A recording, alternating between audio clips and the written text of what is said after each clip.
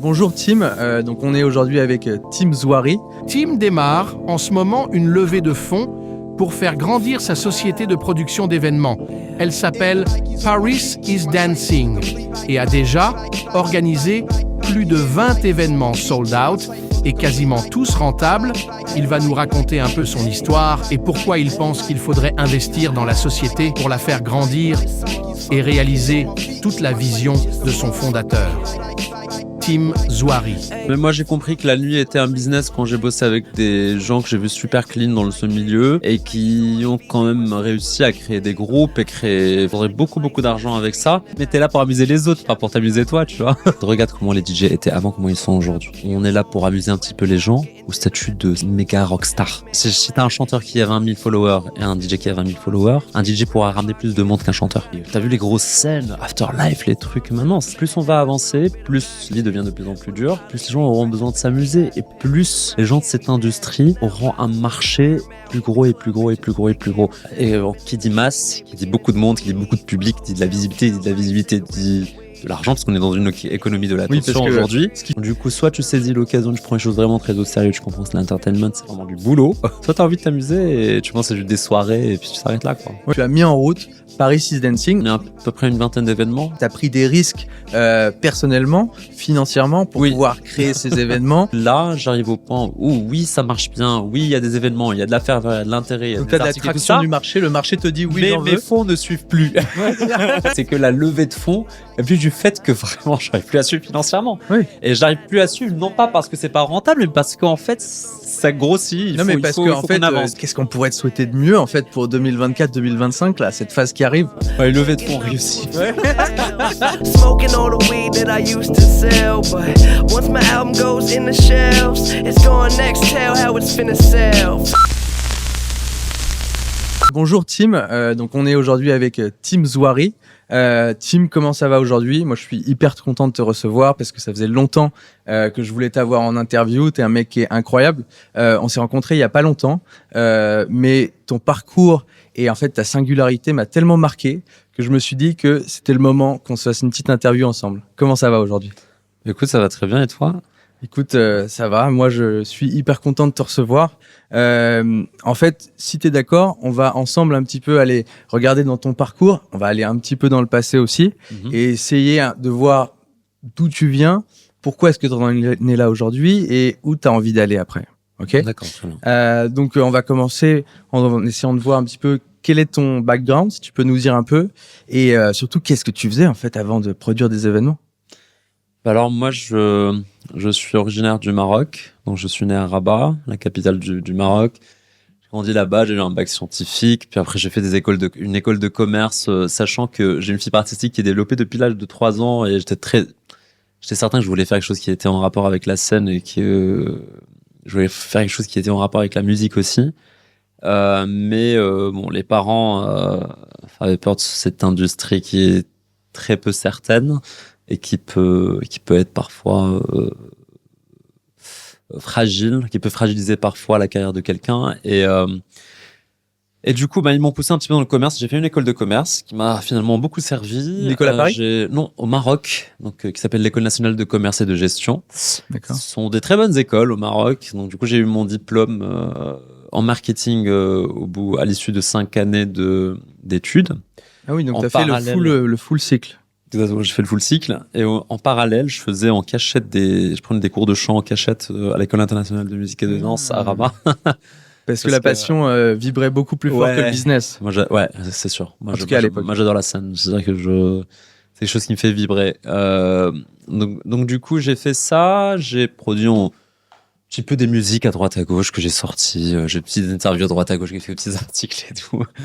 Et puis après, je suis venu en France parce que j'avais passé un stage d'accès au cours Florent. J'étais pris au cours Florent en 2e année. Ça, c'était quelle année à peu près? Ça, c'était en 2014. D'accord. Donc j'étais pris au cours Florent en 2e année. J'avais jamais fait de théâtre. Du coup, ils m'ont fait sauter une année. Et voilà, et un de mes amis. Ils t'ont fait sauter une année? C'est-à-dire que, en fait, t'étais tellement percutant et impactant dans ta manière de jouer qu'ils se sont dit, bon, il faut le passer dans la classe d'après parce que c'est pas possible. Oui, il m'avait dit, alors ce qu'il m'avait dit exactement dans son retour, c'est que j'avais une intelligence scénique, que c'était facile pour moi que j'avais une présence qui était naturel sur scène, c'est-à-dire que j'avais pas besoin de la penser. Et il y avait des petits trucs qu'il fallait, enfin des petits trucs, il y avait pas beaucoup de choses qu'il fallait améliorer, mais genre parmi les trucs dont il m'a parlé, c'était de timbrer ma voix, savoir comment dire, me tenir et lancer, avoir une voix assez élancée pour parler aux gens qui m'écouteraient jusqu'au bout de la salle, tu vois. Des petits trucs comme ça, techniques un peu. Et donc, du coup, il m'a dit non, la partie, en fait, qu'on apprend en première année, toi, t'as pas besoin de l'apprendre. Ils m'ont mis en deuxième année. Bon, bref, c'est pas pour dire que je suis un génie, mais c'est juste pour dire mais que... on l'entend un peu dans le timbre de ta voix, on sent qu'il y a une précision. C'est vrai. En tout cas, c'est pas pour dire que je suis mieux ou je suis un génie ou quoi que ce soit. C'est juste pour dire en fait que c'est vraiment quelque chose qui m'a toujours fait vibrer. Et c'est toujours quelque chose, en fait, j'ai senti en moi il fallait que je la fasse développer à travers moi ou à travers les autres. Et du coup, en fait, ça s'est manifesté à ce moment-là. Et à ce moment-là, un de mes amis proches m'avait dit, non, mais il y a pas question, je pars à Paris. Parce qu'en fait, il va falloir. Ce pote était vraiment témoin, en fait, du truc incroyable qui était en train de se passer. Il était à mes teams, calme-toi. En fait, t'as pas compris. Tu dois prendre un billet d'avion direct, quoi. Il m'a dit il faut partir, là. C'est quand même prestigieux, les cours Florent. Il faut que tu le fasses. Et voilà. Donc, du coup, je suis venu, je l'ai fait. Je travaille dans la production aussi télé. Donc, du coup, aussi, ce qui m'a aidé parce que, ça, c'est juste après les cours Florent. Non, pendant. D'accord. Je faisais les cours Florent le soir et en journée, je bossais chez Endemol. J'avais des grosses journées. Déjà une bonne charge. Comme toujours. Une bonne charge. Ça t'a déjà un petit peu introduit à avoir une grosse charge de travail. On en voit tous les jours à beaucoup d'heures par semaine, etc. Ce qu'on appelle ADHD. Ouais, c'est ça. C'est un petit peu le fléau des ADHD, effectivement. Ouais, c'est ça.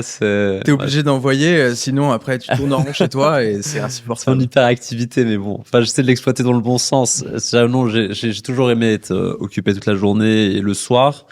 Je m'adonne peu à des divertissements parce que de toute façon, ce que je fais est souvent divertissant. La musique, la scène et tout ça. J'y trouve mon compte à un moment ou l'autre. Bref, restons structurés. Donc du coup, pendant Endemol, donc du coup, j'ai travaillé dans l'équipe création de programmes. Donc du coup, j'avais un rôle artistique qui était que de créer des univers, de créer des histoires, du storytelling, des mécaniques d'émission et de les vendre à des grandes chaînes comme TF1, comme M6, etc. Ah oui. Et l'idée, c'était de créer un concept ou bien d'adapter un concept international. En France, c'était plus de l'adaptation que de la création pure parce que on est frileux un petit peu par rapport à la créa en France. On aime plus prendre les trucs des autres et les rendre meilleurs. Remixer. Et là, je parle du côté entertainment. Je parle pas de l'aviation où là, on est... Oui, l'engineering français est très très bon et d'ailleurs c'est vrai qu'on voit en ce moment Boeing par exemple qui commence à se casser la gueule et Airbus qui est complètement là-haut. C'est vrai que nous l'ingénierie française ça fonctionne. C'est vrai que toi tu as trouvé que dans les milieux créatifs par contre on faisait souvent du remix en France un petit peu. Oui, à part pour la mode évidemment où là on est des leaders, mais dans le milieu de l'entertainment franchement c'est beaucoup de recyclage et parce qu'on a je saurais pas comment expliquer ça, mais peut-être parce que il y a encore beaucoup d'attachement mœurs au fait de ne pas vouloir trop s'ouvrir sur l'international de peur qu'on modifie la culture française. Peur de prendre des risques un peu aussi. Oui, on a peur de prendre des risques et de brusquer les gens. Sauf que c'est le rôle d'un artiste ou d'un promoteur ou d'une chaîne mais de TV ou radio que de brusquer un peu, de faire changer les choses. Parce que là, on court plus après l'audimat, etc. qu'après enfin, il y a moins de mission et de vision dans les choses que la volonté de faire du profit. Tu vois ce que je veux dire? Oui. C'est-à-dire que ça aurait été cool, en fait, de pouvoir joindre les deux, ce que j'ai fait moi plus tard avec Paris. C'est-à-dire que là, aujourd'hui, je cherche du profit, évidemment, ce que j'arrive à faire. Mais il y a une mission réelle. Avec des choses qui choquent un petit peu, oui, mais qui font avancer la société, mais ça amuse quand même et ça a son public. Et est-ce que, j'ai une question justement, est-ce que quand t'es arrivé dans cet univers-là, dans la TV, chez Endemol, est-ce que c'est pas justement ce que t'as essayé d'apporter au début, de dire, bah écoutez, il faut commencer d'une page blanche et essayer de faire quelque chose d'extraordinaire. Et en fait, tu t'es heurté peut-être un petit peu à un mur où on t'a dit, oui, mais non, nous, on n'a pas envie de prendre de risques, on va juste remixer ce qui se fait déjà, et puis ça ira très bien. Et c'est peut-être ça où il y a eu une frustration un peu chez toi, non, peut-être? C'est ça, c'est sûr, oui. Je me rappelle que j'avais bossé sur un format j'avais créé. Et j'ai bossé sur toute la mécanique, etc. Je l'ai écrit. Je me rappelle qu'en démol, aux États-Unis, ils ont appelé en démol France pour leur dire que les formats les intéressaient. D'accord. Et la France l'a mis dans le tiroir, ils l'ont plus ressorti, ils nous en ont plus reparlé. Ah oui.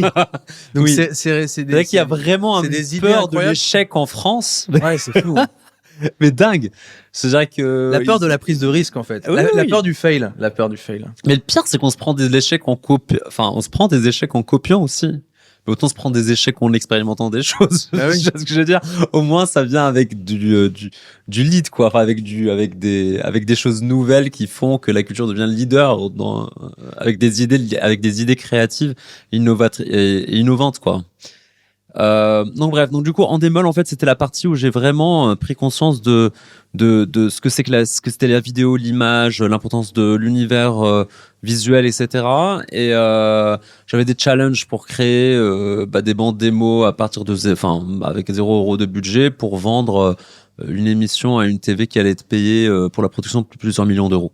Ouais. Donc C'était, même si tu t'es un peu heurté à un mur créatif, c'était quand même hyper formatif, formateur, pardon, Oui. d'un point de vue purement business, d'un point de vue purement organisation personnelle, savoir comment est-ce que tu cadres un projet, comment est-ce que tu structures les choses. C'est un peu, ça t'a donné peut-être une rigueur, peut-être aussi. et optimisation et comment créer du rêve à partir de 0 €, Ouais. sans moyens.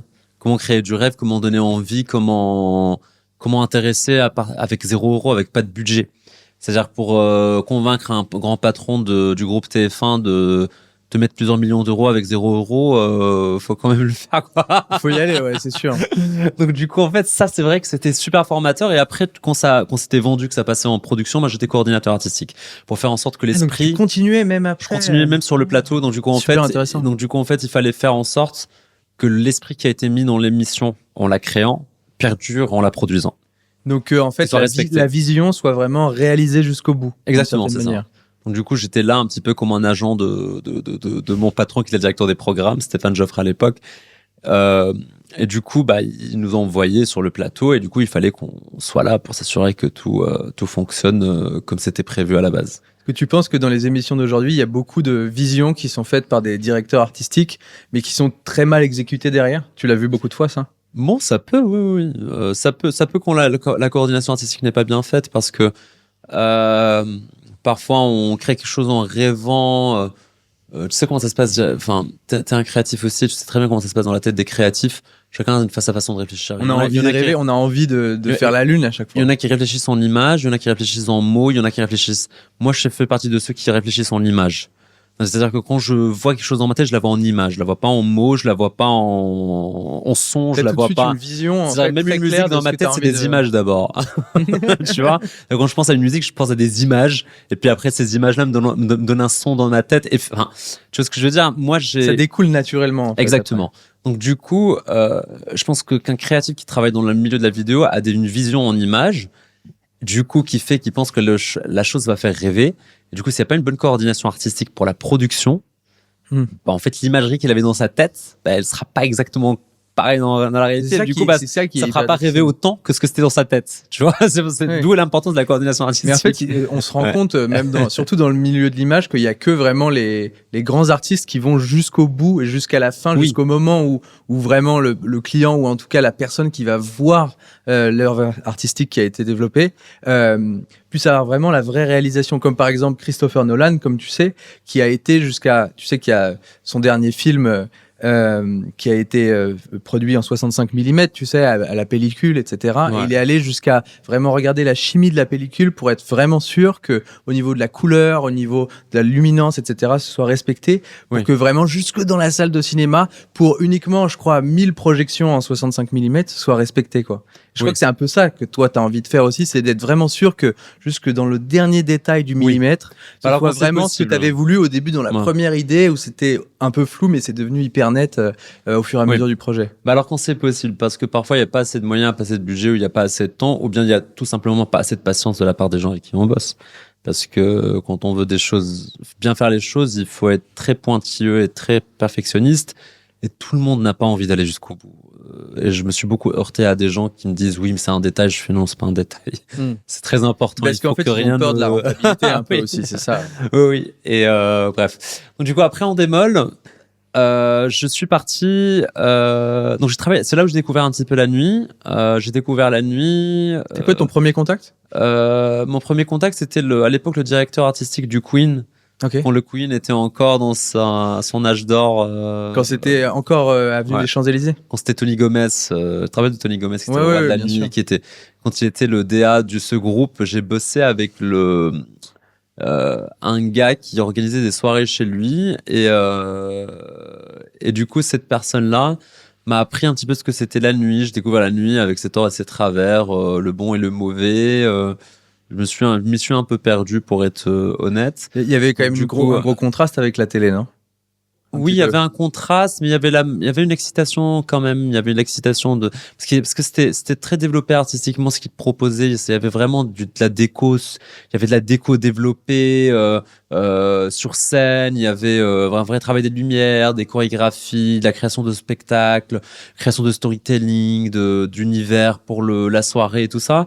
Donc du coup, je trouvais que ça se rejoignait quelque part. C'était quand même de la production en live à la fin, tu vois. C'est-à-dire qu'on produisait, sauf que la différence là, c'est que c'était vraiment très en direct, c'est-à-dire que les gens venaient et t'avais les réactions sur place, quoi, Oui. plutôt que de créer le truc et d'attendre. Et ça, c'est pour ceux qui, dans la nuit, font des belles productions. Parce qu'il y a Ouais. aussi tout l'autre côté où, Oui, où exactement. c'est pas, et c'est peut-être pour ça aussi que c'est assez risqué comme univers, Ouais. c'est qu'il y a aussi tout l'autre côté où tout le monde n'est pas super carré, organisé, comme une société du CAC 40, par exemple, ou du exactement. Nasdaq, ou je ne sais quoi. Mais il y en a certains que toi, tu as pu côtoyer, du coup, qui savent faire avec précision Oui, et exact. vraiment des spectacles extraordinaires, mais ça sort pas de nulle part, c'est parce que ils sont extrêmement bien organisés. Exactement, oui, bien sûr. C'est une vraie organisation. C'est-à-dire que tout ce milieu-là de l'entertainment, surtout dans le milieu artistique, on va dire, quand on est artiste ou quand on est organisateur de soirées, de concerts, on peut croire très vite en fait que c'est une vie qui se passe la nuit. Mais la vie de ces gens-là, moi j'en fais partie, se passe surtout le jour. C'est-à-dire que le jour, on prépare la nuit. C'est ça un peu la misconception de tout oui. le monde, c'est de se dire ah bah c'est des mecs qui sont tout le temps dans la nuit, ils Oui, travaillent oui. jusqu'à 7h du matin, la journée ils dorment, etc. Alors Oui, que oui. non, pas du tout. C'est pas du tout. Mais ma journée aujourd'hui, elle a commencé à 6h du matin. Ça, je me suis réveillé à 6h, je fais une petite méditation, un petit café, et puis après, j'ai commencé à bosser sur mon ordi. Jusque là, voilà, avant Oui, l'interview. et puis la plupart du temps tu te couches chaud, etc. Voilà, hier à 23h, j'étais au lit, ouais, bien sûr. J'avais un rendez-vous au Silencio pour aller soutenir une artiste, mais je pouvais pas, j'étais trop fatigué. Donc du coup, j'ai dormi, j'ai privilégié le travail. Mais Parce que t'as le focus maintenant peut-être aujourd'hui, c'est ça. il faut, t'as pas le choix. J'ai vu tellement mais même moi, comme j'avais dit en fait, quand je suis entré dans le milieu de la nuit la première fois, je m'y suis perdu parce qu'on fait pas la différence entre organiser et s'amuser. Parce que tout est facile dans la nuit, hein. Parce que tout le monde n'a pas on est ce côté invité carré à plein de justement. soirées, l'alcool est gratuit. Enfin, Ouais, il faut c'est- avoir un self-control super élevé. Ah, quoi. c'est sûr. Et donc, du coup, en fait, il faut faire la différence entre organiser et s'amuser. C'est pas la même chose. Et quand on organise, on a un peu une responsabilité. Il faut que ça se passe bien jusqu'au bout et on veille quelque part aussi sur tous ces gens-là qui viennent à l'événement et sur les artistes avec qui on s'est engagé, etc., etc. Veiller à ce que la vision soit réalisée jusqu'au bout, que la vision soit jusqu'à réalisée. 5h, jusqu'à 6h. Ouais, est-ce que la vision soit réalisée? Est-ce qu'il passe un bon moment? Est-ce qu'il n'y a pas de couac? Est-ce que les artistes aient techniquement ce dont ils avaient besoin, qu'ils ne manquent de rien en termes d'accueil? Enfin, il y a plein de choses. Il y a plein de paramètres sur lesquels il faut veiller. Et si on est un petit peu pas dans son état normal, on peut pas s'occuper de tout Oui, ça. c'est sûr qu'il y a un truc qui va Ouais. foirer. Si Oui. t'as pris un petit peu d'alcool, ou que t'es fatigué, ou que t'as pas les idées claires, c'est Ouais. sûr que forcément, il va y avoir un truc qui va pas aller, ou alors Exactement. un problème que t'es censé régler en moins de 10 minutes, tu vas mettre 1 heure à le régler, Oui. et du coup, forcément, l'expérience sera entachée. Comme il est arrivé parfois, se faire voler son ordinateur, de l'argent dans la caisse, Ah oui. etc., etc. Ah oui, oui, milieu de la nuit, il se passe des choses. Il se passe beaucoup de choses, ouais. Ça glisse très vite. Et donc, Et du coup, donc, t'as été en contact, donc, avec le Queen, avec Tony Gomez, tout cet univers un petit peu au début. Ça, c'est quelle année, à peu près? Alors, Tony Gomez, non, j'ai pas été en contact avec lui. Mais D'accord. j'étais en contact avec, Pas, je veux dire, avec quelqu'un ses qui réalisations, travaille dans je veux son dire. groupe. Voilà, exactement. Mais j'étais en contact avec le Queen et justement, la soirée qu'on avait organisée en parallèle, c'est ça qui avait fait que le Queen avait fermé. D'accord. Parce qu'en fait, on avait récupéré la clientèle du Queen du dimanche soir et puis du coup, le Queen Ah oui. Et donc, ça. donc ça, tu peux On élaborer n'est un pas- peu on sur est- ce petit truc-là. Ou est-ce qu'on préfère Je précise, ce n'était pas par méchanceté. C'est les lois de la concurrence, c'est comme ça. c'est le marché, hein. Écoute, c'est que forcément, Exact. peut-être qu'à un moment donné, ils ont baissé leur garde, ils se sont pas rendus compte que le marché changeait aussi. Exactement, ouais. Et vous avez saisi un trou dans le marché, quoi. On va en parler après, mais Exact. c'est un peu ça aussi le business, c'est de Exactement. saisir une opportunité, un trou qui est dans le marché, essayer de le combler pour pouvoir apporter quelque chose de nouveau et d'excitant à la communauté, quoi. Exactement. Et du coup, voilà, après la nuit, donc du coup, vu que je m'y suis un petit peu perdu, bon après, je savais pas ce que j'avais comme suite, parce que ça m'a un petit peu fragilisé financièrement, etc. Donc du coup, je suis rentré au Maroc pendant 1 an pour voir ma famille, D'accord. Une année pour entière, me quoi. recentrer, etc. Oui, pour me remettre un petit peu sur les rails, disons, parce que je suis sorti un peu des rails avec la nuit. Et du coup, revenir dans un mode un mode un petit peu plus healthy, plus voilà, Simple. plus focalisé, Calme, etc. Donc, du coup, sport. c'était du coup beaucoup de sport et beaucoup de concentration et de préparation cette année. D'accord. J'ai bossé entre-temps pendant cette année chez 2M. 2M, c'est une chaîne TV marocaine qui est un peu l'équivalent de TF1 là-bas, qui était une chaîne privée qui est devenue publique. Du coup, j'ai bossé là-bas dans la création de contenu encore une fois et la gestion de réseaux sociaux.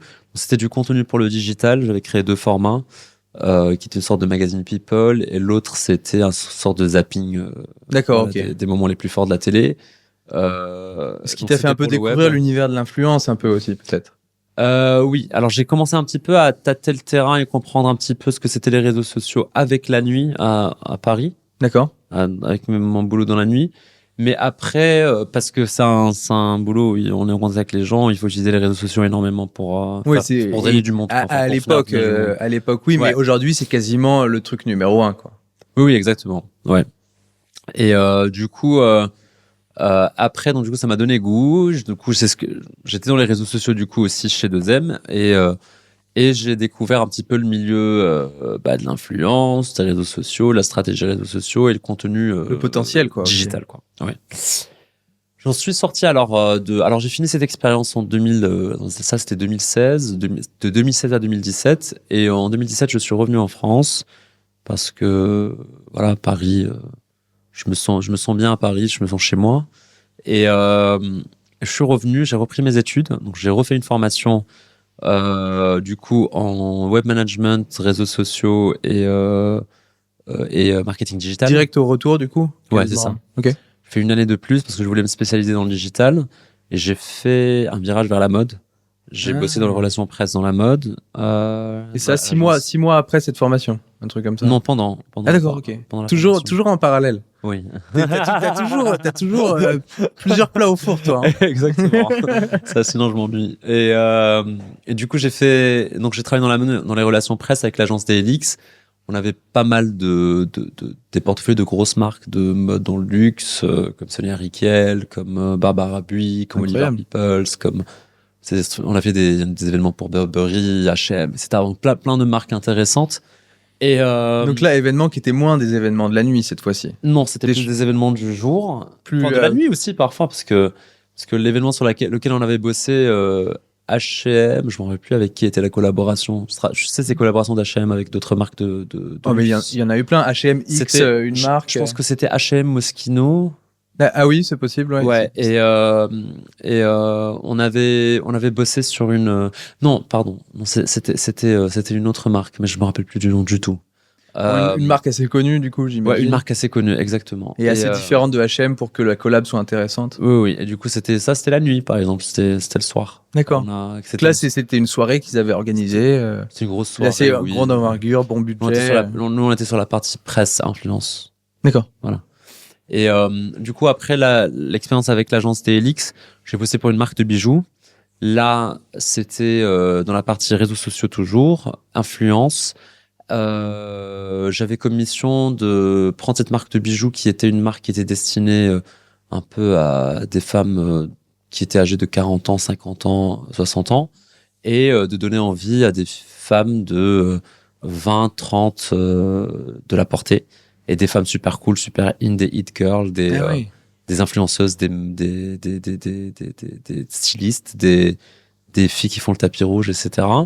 Donc du coup, je me suis mis ça comme challenge. On a bossé aussi sur une grosse campagne qui était dans les métros, etc.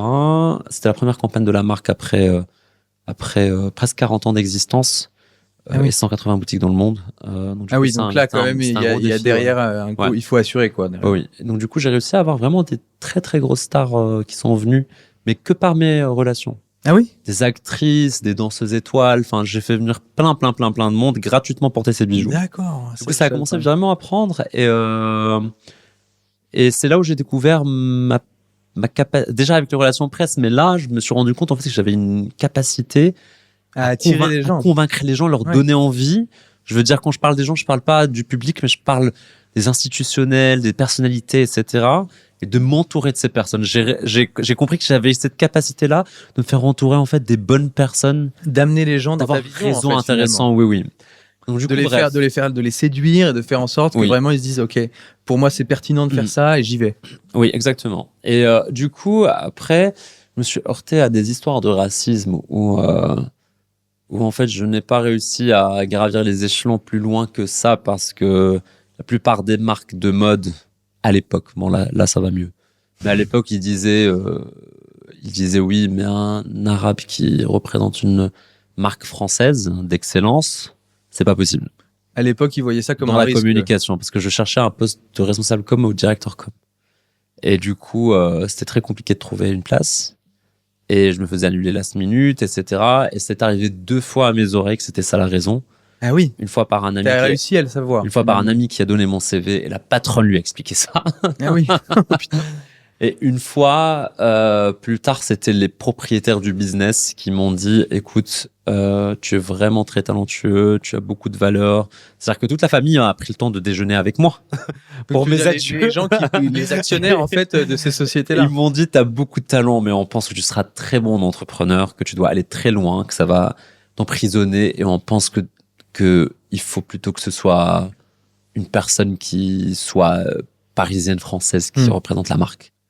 Mais donc, du coup, en fait, je trouvais ça sympa et méchant de leur part à la fois. Mais au moins honnête. Au moins honnête, ce qui t'a permis de savoir un petit peu quel était le problème, en tout cas à l'époque, ce qui est moins le cas aujourd'hui, et de savoir un peu aussi que t'aurais un espèce peut-être de plafond de verre en étant salarié et en travaillant pour les autres, et que si tu voulais vraiment aller là où t'avais envie pour exécuter ta vision, t'avais peut-être besoin de justement switcher du salariat et de travailler pour les autres et de vraiment créer des choses de A à Z, quoi, finalement. Exact, ouais.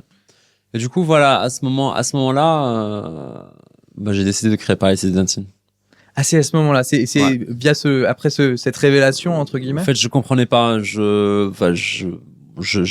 pas le meilleur des profils, mais j'ai un profil quand même, je pense, qui sur le marché doit trouver plutôt facilement du boulot.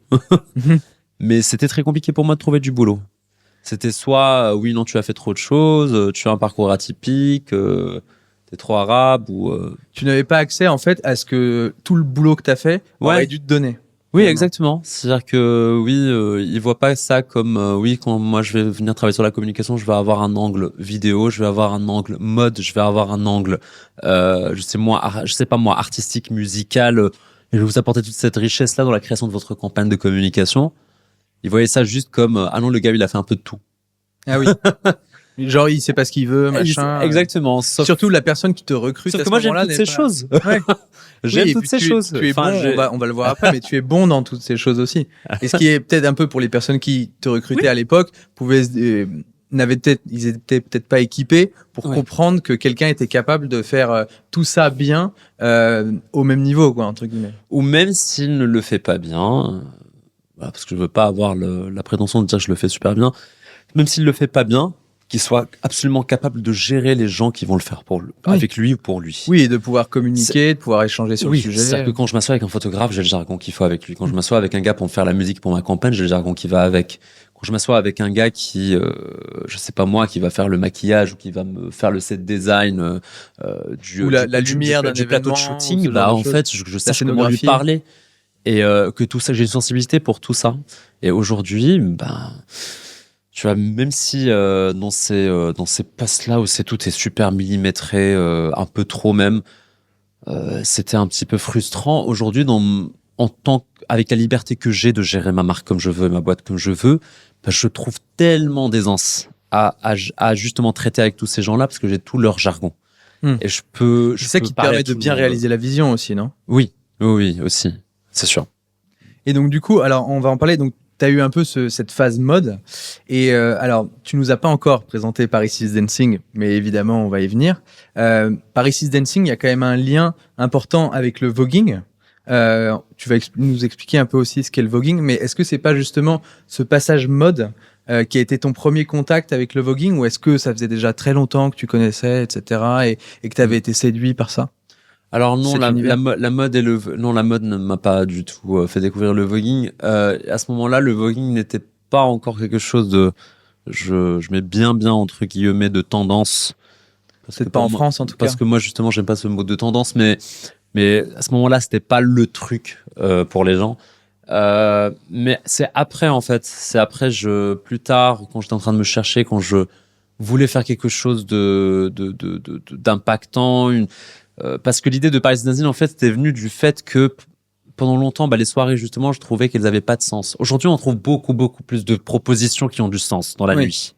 Avant il y avait pas de sens. Et parce qu'il y a une meilleure réceptivité aussi. Oui. Peut-être. Oui, mais à part ça, en fait, les artistes ont développé des philosophies, les DJ ont développé des philosophies, les lieux de nuit ont développé des philosophies et ils ont des missions aujourd'hui. Un storytelling. Inclusive, des missions environnementales, etc. et sociales, ce qui n'était pas le cas avant. Avant, on sortait, c'était de la lumière et du DJ et de l'alcool. Enfin, c'était ça les soirs. Ouais, c'était juste le samedi soir, let's Exactement. go. Et moi, à ce moment-là, quand c'était pas encore très, quand il y avait pas encore d'émissions, etc. pour la nuit, quand il n'y avait pas une vision, à ce moment-là, je me suis dit, en fait, j'ai envie de créer une soirée, quelque chose à Paris qui soit à la hauteur de la capitale culturelle mondiale et qui ait de l'influence, de l'impact, qui est quelque chose qu'elle change, quelque chose vraiment qu'elle change dans la société et dans le monde.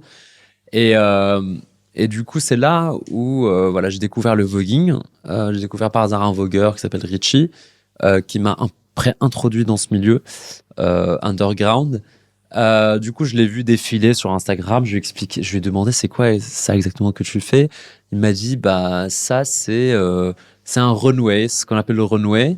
Il m'a dit c'est un truc de la ballroom. Je lui ai dit c'est quoi la ballroom. Il m'explique le mouvement. Il me dit la ballroom alors c'est un mouvement qui est né. C'est une communauté qui a instauré un mouvement en fait qui est né à la fin des années 70, début des années 80. Il est né d'un double rejet, premier rejet par la famille pour le fait qu'il soit LGBT, gay, lesbienne, une frustration, trans, en fait. etc. Et deuxième rejet de la part de la communauté blanche suprémaciste qui empêchait tout simplement la communauté afro-latine d'accéder à des privilèges auxquels cette société peut accéder. Parmi ces privilèges, il y avait la mode. Ils pouvaient pas accéder à ce secteur qui était très fermé, qui était très blanc. Et donc, du coup, c'est pour ça qu'ils ont décidé de créer des sortes de foyers qu'ils ont appelés les house. Et ces foyers-là, en fait, ils accueillaient réellement. C'était vraiment des maisons et des appartes dans lesquels, il y avait. Tu pouvais loger aussi dans une house. Enfin, ça paraît. C'est pour ça que ça s'appelle une house. C'est pour ça que ça s'appelle une house. C'est donc l'origine. C'était vraiment la maison en fait. Pour tous ces gens qui étaient à la rue. D'accord, ok. C'était vraiment la maison. C'est-à-dire qu'il y avait une mother, il y avait une mère, un père et des enfants. Ils recréaient une famille. Donc, t'as la mother, t'as toujours, dans la structure, t'as toujours la mother, father, et puis après t'as des kids, et puis après aujourd'hui t'as des titres genre princess, etc. Ah, incroyable. Et du coup, en fait, j'ai trouvé ça d'une noblesse incroyable. Je me suis dit, mais des gens qui sont rejetés et qui décident de se recréer un foyer. Déjà super mignon de faire ça de cette façon. C'est super incroyable. C'est super solidaire de faire ça. Il y a énormément de gens qui sont rejetés qui font pas ça, quoi. Oui. Et puis de décider dans leur plus coin, d'en faire etc. de l'art. De ce rejet. C'est ça qui est complètement fou. C'est-à-dire que les gars, en fait, ils ont décidé de recréer des maisons, de s'auto-éduquer, de s'éduquer entre eux et d'être solidaires. Ils ont donné à ces maisons des noms de marques de mode. Parce qu'en fait, justement, ils n'y avaient pas droit. Donc, du coup, ils ont dit, on va recréer notre monde comme le leur et on va le faire à notre façon. Donc, on entend la House of Gucci, House of Saint Laurent, House of comme des garçons. Donc, c'est ça l'origine, en fait. Parce que beaucoup de gens plus mainstream qui connaissent pas forcément cet univers, tu leur passes House of Gucci, mais oui, bien sûr, etc. Mais ils connaissent pas forcément l'origine. Pourquoi, on appelle, c'est pour ça. Et du coup, en fait, ça, donc, du coup, dans ces houses, ces gens-là aimaient la mode, évidemment. Et donc, du coup, ils avaient ils avaient des compétences incroyables, par exemple, pour la création de costumes. C'est des stylistes incroyables, du coup, qui n'avaient pas le droit d'entrer faire du stylisme là-dedans, dans la vraie mode, la vraie industrie de la mode. On leur a fermé les portes. Oui, il y avait des personnes qui faisaient du Renoué, mais comme personne. Enfin, que Naomi Campbell, elle a la casse cachée à côté d'eux, tu vois. Ouais. Ils font du Renoué comme personne, et etc. Donc, du coup, ils ont créé plein de catégories qui s'inspirent de la mode, entre autres. Parce qu'il y a d'autres catégories qui s'inspirent pas de la mode. Il y avait plein de catégories qui s'inspirent de la mode, comme le voguing, qui est une danse parmi toutes les catégories qui sont dans la ballroom. Et donc, le voguing est une danse qui s'inspire des poses du magazine Vogue pour créer une danse. D'accord, ok. Qui a 5 éléments précis, on va pas s'étaler là-dessus, mais qui a 5 éléments avec des codes très précis qu'il faut apprendre. C'est très donc précis. C'est venu quand même un petit peu, c'est quoi le lien donc entre le voguing, ça justement en faisant mes recherches un petit peu, j'ai regardé et j'ai essayé de me demander quel était le lien entre justement le magazine Vogue et le voguing. Est-ce que l'un est arrivé avant l'autre ou est-ce que l'un s'est servi de l'autre? Alors est-ce que Vogue a aidé la communauté? Non, pas du tout. Le voguing, non, c'est un mouvement militant. D'accord. C'est un mouvement militant. Personne n'a aidé la ballroom. Personne n'a aidé la ballroom. Je veux pas parler, ça, juste préciser un truc, je ne parle pas au nom de la ballroom, évidemment. Oui, bien sûr. Même si, je m'entraîne avec une house, etc. et je connais bien beaucoup de personnes de ce milieu-là et j'assiste à certains événements. La ballroom, je ne parle pas en leur nom, mais je parle de ce que je sais, moi, de ce mouvement et de ce que m'expliquent justement les vogueurs et les gens de la ballroom. C'est que en fait c'est un mouvement qui est militant, personne ne les a aidés, c'est par solidarité que même seuls ils se sont fait entendre. Ça c'est très important de préciser, c'est-à-dire que c'est leur solidarité et leur talent qui les a fait qu'ils ont été entendus. Est-ce que c'est aussi pour ça que justement dans l'univers du voguing, il y a énormément de gens qui sont talentueux parce que justement en fait, c'est ceux qui de par leur talent se sont rassemblés, ont créé des houses et qui a fait qu'aujourd'hui le mouvement est énorme et c'est de par aussi leur talent. Enfin, c'est le talent un peu qui les a rassemblés d'une certaine manière, non? Un peu oui, et du coup en fait pour te continuer cette histoire-là de la ballroom et que tu comprennes un petit peu comment on en est là aujourd'hui. C'est incroyable. C'est qu'en fait, il y avait des tensions entre les houses. Il y avait une certaine rivalité. D'accord. Donc, du coup, ils ont décidé de régler leurs tensions par des affrontements dans des catégories différentes, dans ce qu'on appelle les balls. Ce sont des sortes de cérémonies où il y a un maître de cérémonie qui chante à un micro, qui chante d'une façon rappée, on va dire. Tu vas parler. Ah, mais donc, ça vient pas un peu justement des battles de rap? C'est de là que vient une phrase que tout le monde connaît, des category is. Et ils annoncent la catégorie sur laquelle ils s'affrontent. Okay. Runway, voguing, Vogue Femme, etc. Face, qui a le visage le plus beau, le plus symétrique, etc. Enfin, il y a plein de catégories différentes. Il y a tu en as 5, 10. Il y a une cérémonie qui dure des heures, comme ça, où les gens s'affrontent sur plein de catégories. À chaque catégorie, anybody walking, il appelle. Au début, il dit au début le maître de cérémonie, pour ceux qui veulent venir participer à la catégorie. Et ça, c'était les États-Unis au début, hein. C'était aux États-Unis. C'est né à Harlem, à New York, exactement. Et année à peu près, je sais pas si fin des années 70, début des années 80. D'accord, ok. Donc c'était une période aussi qui était très marquée par le sida. Oui, et du coup, il y avait beaucoup de gens de cette communauté qui mouraient. Et du coup, en fait, il y a un mouvement qu'on connaît dans le voguing où il tombe en arrière, bam, tu vois, qu'on appelle le dip. Et ce mouvement-là, il est en l'honneur de chaque personne qui est morte du sida. C'est un mouvement qui est très fort, qui a vraiment une signification qui est très lourde de sens. Donc du coup, tout ça, il faut vraiment, je l'explique dans les détails parce mais je pense que c'est important parce il faut comprendre en fait le côté militant. La chronologie est vraiment importante pour savoir comment on en est arrivé là et aussi pour pouvoir un petit peu illustrer la vision, on va en parler après, de ce que toi t'as envie de faire et d'amener au monde dans les prochaines années. Oui, donc du coup en fait, il faut comprendre que c'est un mouvement qui est né dans la souffrance, c'est un mouvement qui est né du rejet. C'est un mouvement qui est né de toutes ces choses-là. Ils en ont fait quelque chose de beau. Aujourd'hui, on le voit et on trouve ça beau. Qu'est-ce qu'il y a de plus noble, franchement? Et on n'a pas arrêté de taper sur les doigts des communautés, qu'on appelle minoritaires. Ils sont pas minoritaires, mais noirs, latine, etc. Moi, je suis arabe, je fais pas exactement partie de ce mouvement, mais aussi, moi, j'ai mon lot de malheur par rapport à ça. Du coup, je suis sensible à ça. Mais après, j'imagine que entre les années 70, 80 et aujourd'hui, le mouvement, il a évolué aussi. Il a évolué. Et il est un peu plus open, sûrement aussi, quoi, j'imagine. Ce qui s'est passé, en fait, c'est que Madonna dans les années 90, a décidé de faire la chanson Vogue. Voilà, et qui parle de ça, du voguing. D'accord, ok, ah oui. Et du coup, il y a José Extravaganza qui est l'un des 90% des gens qui ont entendu la musique ne savent pas. ne savent pas pourquoi. Et donc, du coup, en fait, José Extravaganza qui est l'un des piliers de ce mouvement, qui est encore en vie d'ailleurs aujourd'hui, c'est une icône de mode. On l'invitera un de ces quatre à Paris Dancing, je suis en contact avec lui. Et du coup, lui, donc du coup, il a dansé dans ce clip de Madonna, et Madonna a fait que justement le voguing est entré dans la pop culture. D'accord, ok. Donc à l'échelle internationale.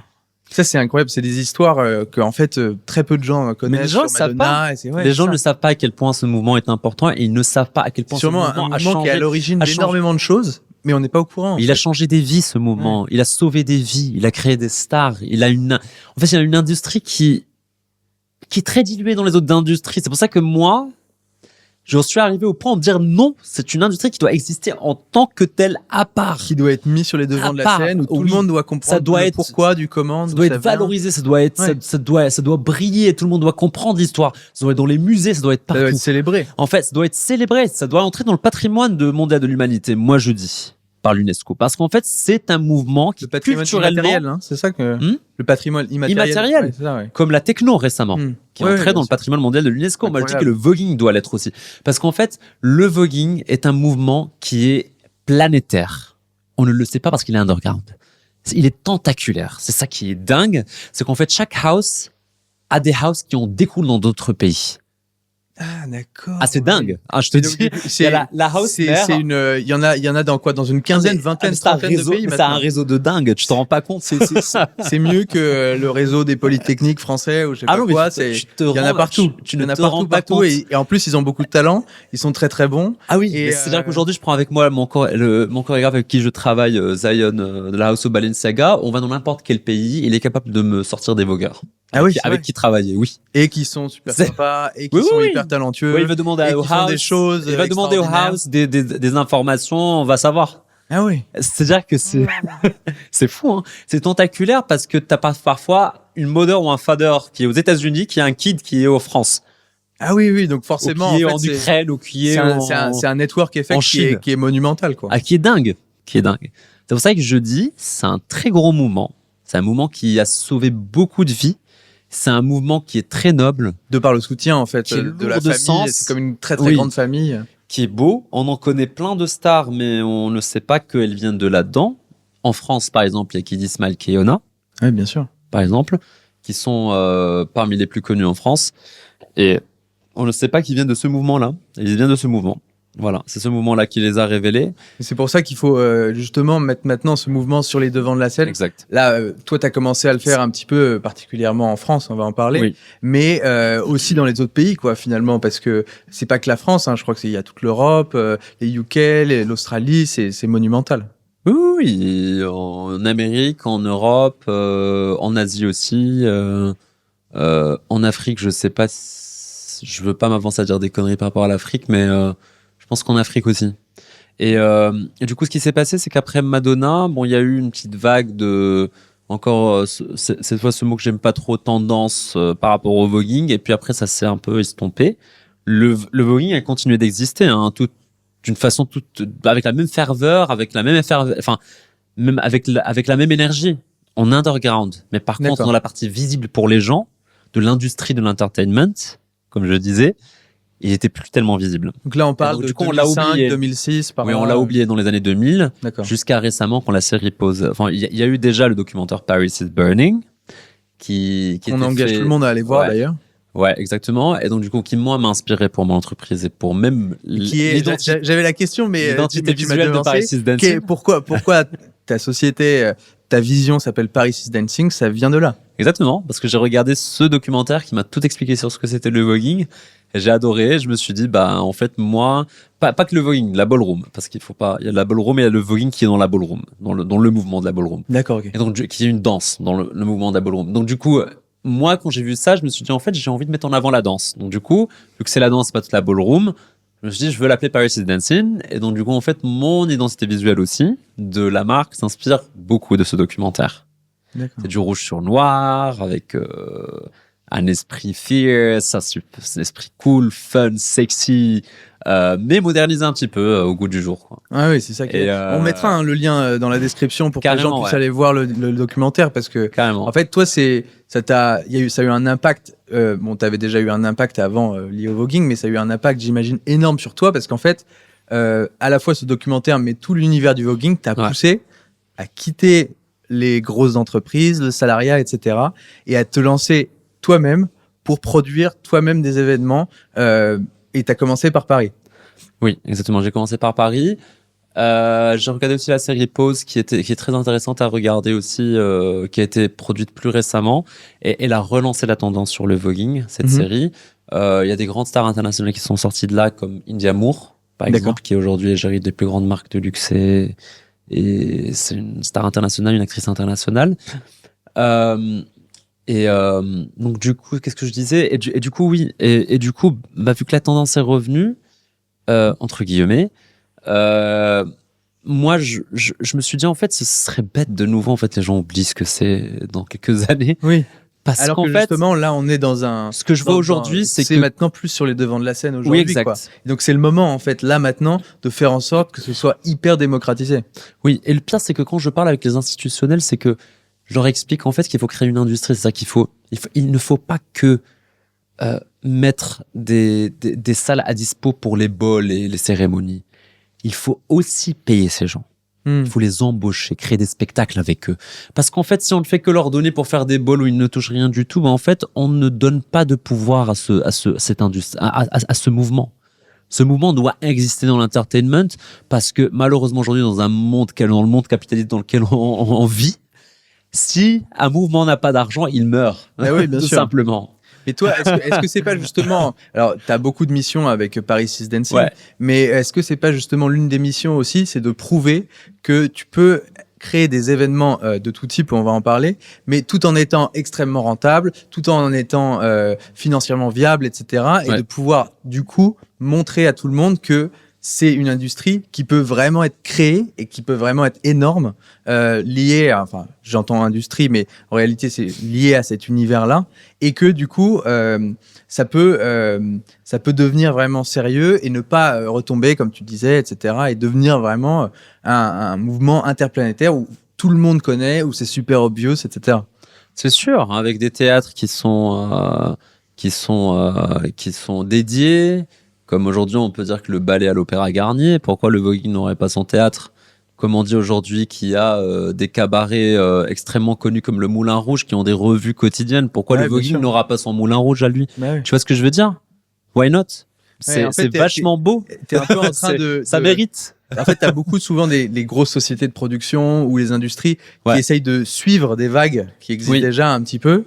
Et là, j'ai l'impression que toi, t'es plus un petit peu comme si on prend le parallèle avec la tech, parce que moi je suis dans la tech, souvent les gens qui ont créé des boîtes qui aujourd'hui valent des milliards, eux ils ont créé des vagues, entre guillemets. C'est ça. Et en fait c'est la différence entre suivre une vague ou créer une vague. Et toi j'ai plus l'impression que tu es sur la création de vagues que sur suivre la vague. Parce que je suis animé par une vision, je ne suis pas animé par le profit. Le profit, c'est tant mieux. Oui. C'est un truc qui personne ne crache sur l'argent, sur le profit. C'est quelque chose qui est nécessaire. C'est tant mieux, ça aide. Et c'est tant mieux si on arrive à créer du confort dans ma vie, dans la vie de qui que ce soit, d'autres qui travailleraient avec moi. Mais ce que je veux dire, moi, c'est qu'il y a une vision là-dedans, et cette vision-là, c'est un combat. C'est-à-dire que j'ai un combat quotidien, que ce soit avec les institutions, que ce soit avec les lieux, que ce soit avec des producteurs, parce que je suis en train de bosser sur des projets, je vais t'en parler après, aussi qui sont pour le théâtre, etc. C'est des combats aussi avec la communauté elle-même de la ballroom. Parce qu'en fait, il y a des gens qui me disent que je fais de l'appropriation culturelle. Ah oui. Parfois. Oui, tout le monde n'est pas prêt. Je leur explique quel est l'intérêt, et je leur dis, en fait, ils me disent oui, mais tu vas rendre ça mainstream, et nous, il faut qu'on reste underground. Je leur dis, mais non. En fait, l'underground peut rester underground parce que c'est vous qui le gérez, personne n'a la main là-dessus, c'est vous qui décidez qui entre chez vous, qui n'entre pas chez vous dans l'underground. Mais les gars, est-ce que vous en avez pas marre, en fait, d'avoir des petits jobs dans la mode où on vous invite pour faire un petit peu de voguing, pour un défilé, et on vous jette, on n'entend plus vous parler de vous? Je dis non, il faut que vous soyez des stars avec leur paradis latin, avec leur Moulin Rouge, avec leur société de prod, avec leurs films, leurs trucs. Enfin, il faut que le monde, il faut que ça tourne autour de vous. Il faut plus que vous soyez les petites les petits amusements un peu de. Oui, juste la petite pastille qui dure 6 mois, 1 an, et puis après, bye bye. Oui. Non, l'idée là, c'est quand vraiment... j'entends des choses comme ça, beaucoup finalement comprennent. Ils disent oui, non, mais t'as raison, c'est vrai que on se sent pas valorisé, on se sent plus utilisé. Comme si, voilà, c'est tendance, vas-y, on va le mettre, tiens, 2-3 vogueurs et bye. Et puis l'idée, moi, c'est pas ça. Qui ont des qualités monstrueuses, qui sont extrêmement intelligents, etc. Les gars, vous avez vraiment tout pour réussir. Oui. C'est quand même dommage de pas vouloir passer sur les devants de la scène, quoi, entre guillemets. Et puis, on ne peut pas appeler ça de l'appropriation culturelle parce qu'en fait, chaque art a son producteur et un producteur n'est pas forcément quelqu'un qui est de cet art. Voilà. On va pas dire que quelqu'un qui va produire Brad Pitt, qui est acteur et qui n'est pas acteur lui-même, alors qu'il est producteur, qui est en train de se faire de l'appropriation culturelle de l'acting de Brad Pitt. Non, bien sûr. Enfin, ou peut-être là, c'est pas le bon, peut-être c'est pas le bon exemple parce que. Non, mais je pense qu'en fait, ça revient un peu toujours sur la même chose, c'est que les gens ont peur du changement, je pense. C'est surtout ça. Que quelle que soit ta communauté, qui tu es, etc., t'auras toujours 30-40% des gens d'une communauté X, Y, Z qui a peur du changement, qui veut pas que les choses bougent, même si elle se plaint des choses qui pourraient être corrigées et améliorées par ce changement. Au final, ils sont tous un peu frileux. Et c'est sûrement vrai dans le voguing, comme ça a été vrai dans plein d'industries. Et surtout pour le voguing, qui est un mouvement où il y a énormément de précarité. Beaucoup de gens, en fait, qui souffrent vraiment de problèmes d'argent.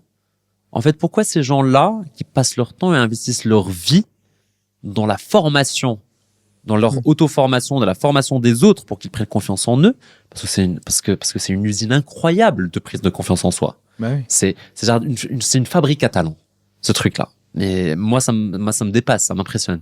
C'est-à-dire qu'il y a des gens qui entrent, ils ne savent même pas où se mettre. Ils veulent même pas se montrer qu'aujourd'hui, ils se mettent en talons, machin, c'est une machine de guerre sur scène. Après 2 ans. C'est des fabriques. C'est potentiel monumental. C'est des fabriques à rockstar, ce truc. C'est un truc de dingue. Moi, c'est pour ça que toi, en fait, ça te rend fou qu'ils soient pas plus sur les devants de la scène, quoi. Pourquoi ces gens-là n'ont pas des salaires? Pourquoi ils n'ont pas des lieux où ils vont travailler après? Pourquoi est-ce qu'ils sont obligés de primer pour pouvoir se positionner à droite, à gauche? Donc c'est là où je me suis dit, non, il y a une industrie à créer pour ces gens-là. Ils peuvent gagner de l'argent. Ils peuvent être connus. Il peut y avoir tout un truc autour de là. C'est bon pour l'économie, c'est bon pour l'humanité parce que c'est un beau mouvement à défendre et à faire durer. Et tout le monde est gagnant, je pense. Voilà. Moi, j'étais. Enfin, la première fois qu'on s'est vu, tu m'as un petit peu expliqué tout ça. Avec un peu moins de détails. Là, maintenant, du coup, je découvre encore plus sur cet univers. Et ce que j'ai l'impression, c'est qu'en fait, toi, donc, une fois que tu as quitté le salariat et tout, en fait, tu as trouvé un espèce de trou dans le marché, mais aussi un truc qui était pas normal dans le monde, qu'il fallait corriger, à savoir cet univers du voguing qu'il fallait mettre absolument en avant. Et du coup, tu as vu un trou dans le marché, tu dis, bon, là, il faut faire quelque chose, il faut qu'on y aille. Et donc, du coup, tu as mis en route Paris is Dancing et tu as fait une dizaine de premiers événements tests, si je dis pas de bêtises. C'est ça, oui. 10, 12? Bah, plus que ça, on est à peu près une vingtaine d'événements. Une vingtaine, déjà, oui. Et t'as un petit peu démarré en plus sans là cette fois-ci t'avais pas de grosses maisons de production derrière, etc. Non, donc, pas du tout. Risque 100% pour toi. Pas du tout, non. Au début en plus c'était des petits échecs, mais c'était des petits échecs financiers, pas des échecs en termes de fréquentation parce qu'il y avait du monde et ça avait fait parler. Mais on sait très bien comment c'est l'entrepreneuriat, on commence pas par des réussites. Oui, de toute façon, les 3-4 premiers événements seront pas forcément. Tu apprends plein de trucs. Voilà, et le Covid est venu, donc du coup ça m'a un petit peu découragé. Puis après le Covid, j'ai un ami qui m'a dit j'ai envie de danser une soirée. Je dis écoute, j'ai un concept dormant, je l'ai relancé à la machine d'abord, puis après le hasard a fait que j'ai rencontré Jack Lang et Jack Lang m'a dit je veux bien avoir du voguing à l'Institut du monde arabe. On a une expo. Ça c'était du coup post-Covid. C'était post-Covid, oui. C'était quand ils ont fait leur expo Habibi les révolutions de l'amour, qui était une expo très osée sur les codes cuir dans le monde arabe. D'accord. Donc, du coup, qui était révolutionnaire et du coup ils voulaient une soirée pour accompagner leur programmation. On a fait l'ouverture de cette expo, c'est-à-dire leur soirée d'inauguration, on va dire, de l'expo. Paris is Dancing a créé un show, et puis après on a créé un concept pour eux qui s'appelait House of Habibi. Sur 3. C'était le même événement ou un autre événement après? C'était sur 3 éditions, c'était autre chose, c'était en mode boîte de nuit dans les sous-sols de Lima. D'accord, ah oui. Du coup, qui était super mal produit, avec pas mal de moyens, du montage de scènes, de lumière, de Corée, etc. Il y avait plein de choses. Et il y avait beaucoup de médias et de presse. Ah oui, d'accord. Donc du coup, ce qui a fait que là, je me suis rendu compte de l'engouement et du niveau en fait de la mission. Je m'en rappelle. Mais c'est surtout, Je me rendais pas compte. C'était surtout aussi un super pilote pour toi. Ouais. Ça t'a permis de voir que tu étais capable de faire rejoindre de la scénographie, de l'événement, des vogueurs aussi, Oui. des artistes musique Et puis les talentueux aussi. des institutionnels Ouais, qui et parfois Et regardent. d'avoir le level de qualité des Les institutions. institutionnels et les Ouais, médias ça. qui parfois regardent de haut en mode oui, on va voir qu'est-ce qui va nous sortir, mais Ouais, après. ça. Moi, c'est ça qui m'a, c'est ça qui est incroyable, c'est qu'ils m'ont pas regardé de haut, ils m'ont dit, je te rends compte en fait de ce que tu es en train de faire. Ouais. J'ai dit non. Mais Ils m'ont dit, surtout que mais c'est super ce que tu fais. Ouais. C'est super. T'es sur un projet pour rassembler les gens et pour enlever les idées reçues et pour, mais Ouais. c'est super, on te soutient. et en plus tout est carré. Oui. Il y a rien qui dépasse. Tout le monde était super impacté par l'événement, je suis sûr. Et puis après Lima, j'ai commencé à avoir des appels du Palais Galliera, du Mucem à Marseille, etc., qui m'ont contacté. Est-ce qu'on peut faire des événements ensemble? Et puis voilà, et j'ai eu Pascal Mourier, par exemple, qui est un très grand journaliste qui nous a fait un très bon, C'est vrai que tu une m'as très belle montré. émission qui a Exceptionnel. été traduite en 4 langues, diffusée dans le monde entier. On a eu pas mal d'articles de presse, etc. Et ça m'a montré à quel point les gens étaient intéressés par ça et j'ai vu en fait le niveau de la vision et je me suis rendu compte en fait qu'elle pouvait être poussée au-delà de la ballroom même. En tout cas, maintenant, c'est pas le cas. Donc Mais je étendre me dis- un petit peu. Mais je me dis sur un plus long terme, ça devrait englober tout, ça devrait englober toute la partie inclusivité. D'accord. C'est-à-dire que ça peut partir, ok, du voguing, c'est un très bon point de départ et une bonne chose pour militer. Mais on fait, comme on dit en anglais, first things first. Ouais. On commence par ça, on s'en Oui, il occupe. faut faire par On fait étapes. en sorte que ça marche bien. Hmm. Mais il y a beaucoup de communautés qui ont besoin d'être comme ça. C'est-à-dire que la vision déjà qu'il y a pour ce projet, pour l'entreprise et pour la participation sociale et culturelle Mhm. et l'impact qu'on peut avoir socialement et culturellement, il n'a pas de limite. Mais c'est aussi parce que ouais. En fait, il y a beaucoup de communautés qui ont besoin de ça. Oui, ils ont tous un dénominateur commun. Oui, au il final. y a le voguing, il y a après la communauté LGBT, il y a la communauté LGBT plus IA. non pas plus on va dire la partie les personnes à besoins spécifiques ou bien il y a aussi les femmes, le sexisme, il y a plein de choses. Ouais. Mais c'est pour ça que je dis en fait Aujourd'hui, de commencer step by step. Aujourd'hui, mon combat, c'est ça, parce que moi, j'ai fait dans ma vie, mon combat, c'est, à titre personnel, moi, c'est de pouvoir exister comme on veut, où on veut. Et de pas être limité, en fait, finalement. Oui, parce que toi, d'exister comme on a envie c'est un peu ce que tu as vécu dans le monde de la télé. Oui, et dans ma vie. D'avoir une limitation alors que tu bosses comme un dingue, au final, t'es limité quand même. Oui, mais même dans ma vie, de par, on va dire les caractéristiques de ma personne et ma personnalité, j'étais beaucoup limité dans plein de choses par rapport à qui j'étais.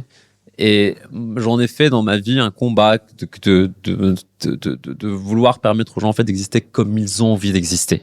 Ouais. T'as envie de porter des talons, bah tu portes des talons. T'es un mec, t'as envie de porte-les, c'est quoi le problème? Oui. T'as une meuf, t'as envie de laisser ta barre pousser ou te laisser des poils Laisser les pousser, gens c'est faire ton ce qu'ils veulent, problème. Enfin, Ouais. chacun existe comme il a envie d'exister. Et je suis vraiment un fervent défenseur de cette liberté-là. Et le voguing est un point d'étape, on va dire, dans cette philosophie que j'ai de vie. Parce que ça mission, t'a touché à cœur, c'était parce que ça m'a impressionné, ça m'a touché, et je trouve c'est vachement noble comme mouvement. Voilà. Et donc du coup là aujourd'hui donc t'as organisé donc on a dit une vingtaine d'événements et donc du coup les derniers événements ont connu de plus en plus d'impact, de plus en plus de succès, il y a de plus en plus de monde qui s'est mis à venir. En plus t'as réussi à être sur quasiment une très grande partie des événements rentables, donc du coup les personnes avec qui tu travaillais se sont mis à te faire confiance. Est-ce que en fait aujourd'hui donc on peut dire que dans le marché t'as trouvé en fait un pain point que tu as pu résoudre un petit peu, d'une certaine manière, et une communauté à mettre en avant. Sauf que, d'après ce que j'ai compris, maintenant, tu as envie d'aller plus loin. Et tu as envie d'étendre encore plus, de faire plus d'événements de plein de types différents. Ouais. C'est quoi maintenant, en fait, là, pour 2024, la stratégie? Tu as envie d'ouvrir un petit peu, je crois. Alors j'ai envie de diversifier un petit peu les événements déjà. On a déjà commencé à le faire. On a créé les talks. Alors on a fait un premier talk. C'était un talk dont le titre était le voguing en tant que révolution. Alors le voguing, une révolution du genre dans la mode. D'accord. Parce qu'il faut savoir un truc, c'est que la mode a inspiré le voguing. Parce que le voguing, voilà, s'inspire de la mode. Mais après aujourd'hui, la mode s'inspire du voguing. Donc maintenant, ça peut tout ce retourner qui est dans gender l'autre sens. fluidity, voilà, unisex, etc., etc. Surtout depuis les dernières Ça années. s'inspire du voguing parce que le voguing tourne autour de ça, c'est du féminin et le masculin et comment tu joues avec ça, et la liberté d'aller de l'un à l'autre. Hmm. Que tu sois un homme, une femme, ce que tu veux. C'est ça, le voguing et la ballroom, c'est ça. C'est ça, c'est beaucoup ça, on va dire. C'est C'est quand même la liberté, quoi. sa liberté de la sexualité, de l'identité sexuelle, de l'identité du genre. D'accord. C'est beaucoup ça. Et c'est un sujet d'aujourd'hui, ça. Et du coup, en fait, ça mais inspire surtout beaucoup. depuis les 2 ou 3 dernières années, Oui. quoi, où maintenant, en fait, Oui. c'est de pouvoir s'affirmer soi-même tel qu'on est, etc. On commence à comprendre Ouais. enfin que oui, il y a le mâle et la femelle, mais qu'il y a l'homme et la femme. Et c'est Oui. pas la même chose. Et que tout le Et monde que n'est pas, on peut être un mâle mais être femme, et on peut être une femelle et être homme, et on peut être un peu des deux, et on peut. En fait, il y a le concept sociologique, il y a le concept voilà, du genre psychologique, et il y a le concept sexuel. Oui. Mâle-femelle. Mais je trouve que ça commence quand même à bien se démocratiser Ouais. maintenant, même si c'est pas encore là, on n'y est Petit pas à petit. encore. Mais c'est pour ça step que by step, on y C'est pour vient, ça que je dis, bah, il faut une industrie impactante et des artistes et des médias et voilà, rassembler tous ces gens autour de moi et faire parler de ça et faire avancer la société. C'est pour ça que je dis, c'est un business, oui, mais c'est une mission.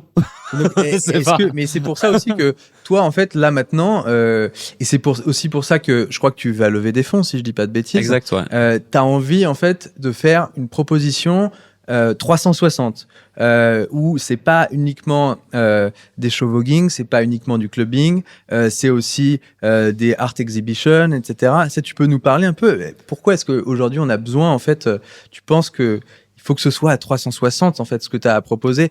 C'est assez unique, tu m'en as déjà parlé, mais faut qu'on aille un peu plus loin sur le truc.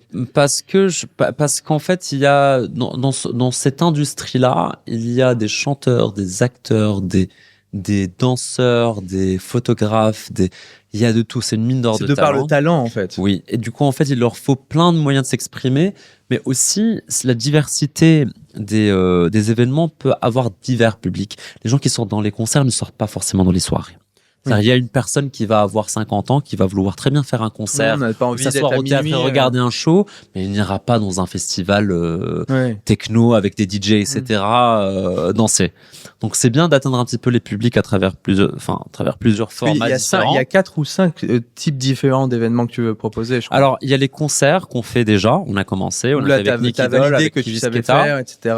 Et C'était sold rentable out. en plus. Ce qui est bien, c'est que dans nos événements, on ne prend pas que des gens du voguing et de la ballroom, on prend aussi des gens qui ne sont pas là-dedans, mais qui sont sensibles au mouvement. Et du coup, en fait, ils rencontrent des stars, des chanteurs, des acteurs, des DJ, qui sont pas du milieu, mais qui sont sensibles. Et du coup, ça peut éventuellement créer des opportunités de collaboration intéressantes. Ah oui. Des tournées, etc., avec ces chanteurs, etc. Ça peut.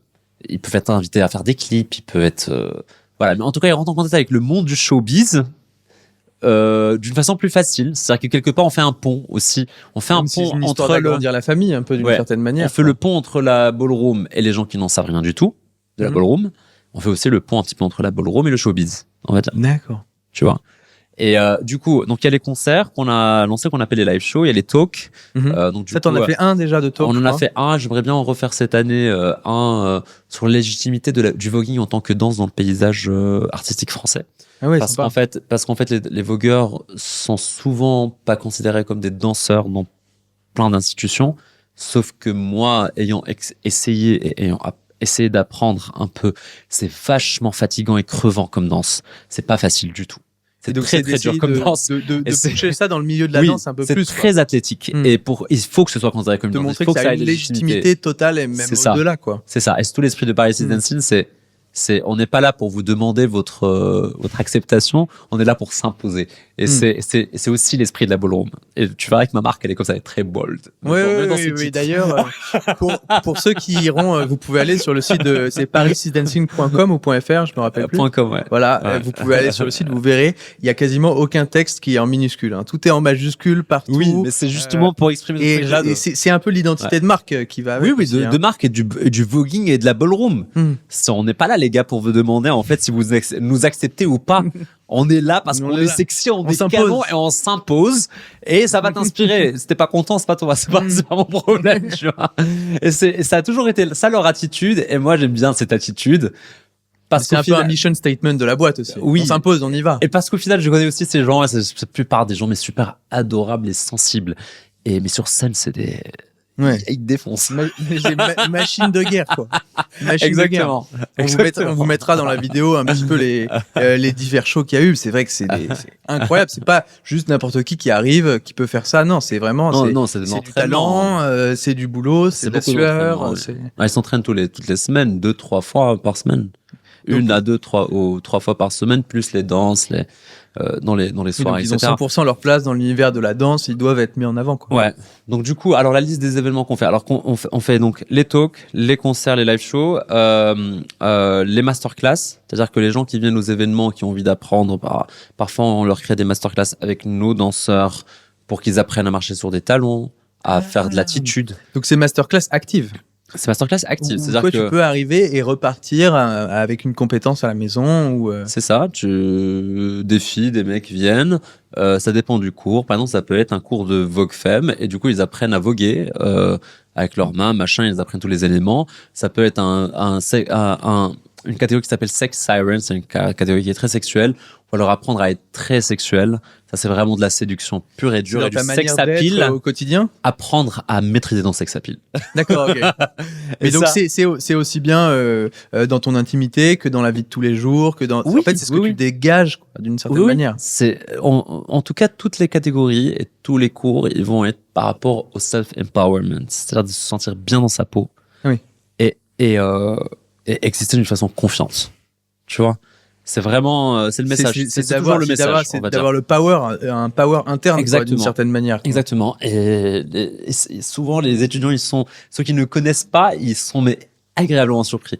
Ils me disent mais merci, mais c'est tellement magnifique de se sentir bien comme ça, de se sentir sexuel, séduisant et tout ça. Ça fait du bien, ça fait du bien. Ouais, des premières Et- itérations, tu as eu beaucoup de bons retours du coup, des gens Oui, qui oui, t'ont oui, dit, carrément, les gens adorent. Vraiment, ça a eu Ah un oui. impact sur ma vie. Ah oui, mais carrément. Ouais. C'est pour ça que je pense qu'il faut qu'il y ait plus de visibilité pour ces cours. Il faut qu'il y ait un lieu pour que ce soit un lieu attitré où les gens peuvent dire bon, je vais aller faire un cours de voguing, je vais le faire là. Alors, Voilà. aujourd'hui, c'est pas encore le cas. Il y a parce que ça n'est pas produit il aujourd'hui. y a des en fait. masterclass qui en sont Et faits alors par le qu'il y a milieu une de la demande, en ballroom, fait. mais un peu partout, n'importe comment, d'une façon qui n'est pas organisée. Pas n'importe comment, pardon, mais d'une façon qui n'est pas organisée. Mais moi, je pense qu'il faudrait qu'il y ait un lieu, par exemple, une école où, ok, ça va pas être peut-être des profs qui vont être là tout le temps, mais s'ils veulent faire le masterclass, par exemple, ce soit le lieu attitré, au moins qu'on reconnaisse un lieu qui est dédié à ça. À Ça, la c'est peut-être discipline. une vision pour toi, peut-être 2027. Voilà, Une 2027, fois que quelque chose comme là, ça, parce que exactement. là, tu lèves des fonds actuellement pour Voilà. pouvoir justement réaliser ta vision 360 sur tous les types La d'événements. liste que je dois te finir. Et en fait, il y a un autre angle des 360 où peut-être voilà 2027, 2028, pourquoi Oui. pas ouvrir un Il y lieu a carrément il y a plein fort d'autres du choses, succès de 2024, 2025, 2026 pour pouvoir encore plus démocratiser quoi. Exactement. Alors, Donc du coup, on a dit talk, masterclass, concert. Il y a les soirées, évidemment, par lesquelles Ouais. on a commencé, qui font donc venir beaucoup de monde. le clubbing un peu haut de Clubbing, gamme, très clubbing. recherché, Clubbing avec des soirée, artistes incroyables. avec la bonne direction artistique. C'est-à-dire que la musique, évidemment, le voguing trop non maître, mais ce que je veux dire, c'est que la musique est très importante chez nous. Il faut que les gens s'amusent. On aime bien le clubbing safe et clean, propre. On n'aime pas le clubbing où on ne compte pas sur la musique pour faire danser, mais sur d'autres choses. Si vous voyez très bien si tu vois de quoi je veux parler.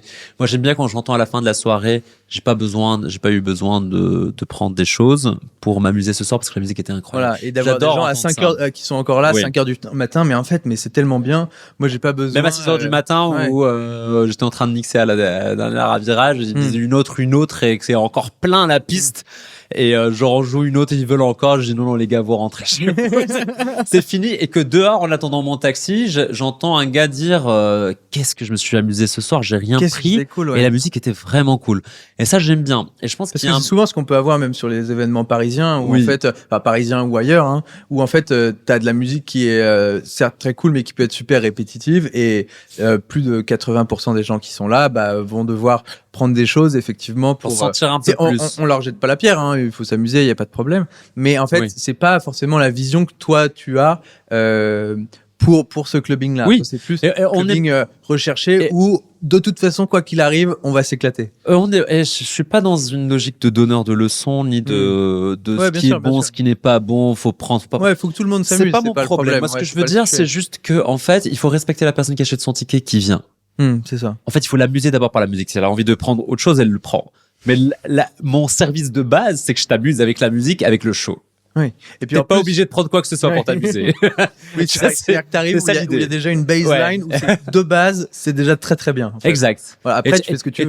Et tu as fait un concert, toi. Tu as fait un concert, c'est ça, de Nicky Doll. Oui, ce que tu as fait avec moi. Je suis venu physiquement et en fait, t'as vu comment elle est l'ambiance, comment ça s'articule. On mettra un petit peu les images dans la vidéo, mais effectivement, en fait, c'est vrai que de voir des sourires déjà, même avant que le show commence, sur autant de visages, etc. Tout devant, tout le monde était déjà... Et tu sentais qu'en fait, il y avait un peu un truc dans l'air, je sais pas, de bienveillance, de gens qui étaient là pour s'éclater. Et même il y a eu donc 2 performeurs qui étaient là, si je dis pas de bêtises, plus après les DJ sets. Et même les performeurs, en fait, ça transpirait la bonne humeur, quoi. Et en fait, c'est vrai que quand tu vas dans des endroits comme ça la nuit, où que ce soit dans le monde, c'est 10% ou 20% du temps que tu vas voir ça. La plupart du temps, c'est la nuit. En fait, il y a quand même toujours un truc où c'est un peu dark, c'est un peu machin. C'est pas forcément dark dans le sens mauvais du terme, mais c'est juste que on fait la fête et quelque part la fête c'est sérieux. Alors que j'ai l'impression que dans tes événements, la fête c'est joyeux. Oui, bon, on est là pour passer un bon moment ensemble. Oui, on est sexy, oui, on est snob, mais 1000% assumé. C'est-à-dire snob dans le sens shady, comme on appelle ça dans le milieu du voguing. Snob dans le sens où tu vas pas exclure des gens. Je me la raconte et j'ai le droit de me la raconter parce que je suis génial. Mais je vais pas exclure d'autres gens mais on l'est ensemble. C'est ça. Tu vois ce que je veux dire? Et t'es là et viens Habibi, on est tous sexy, c'est génial.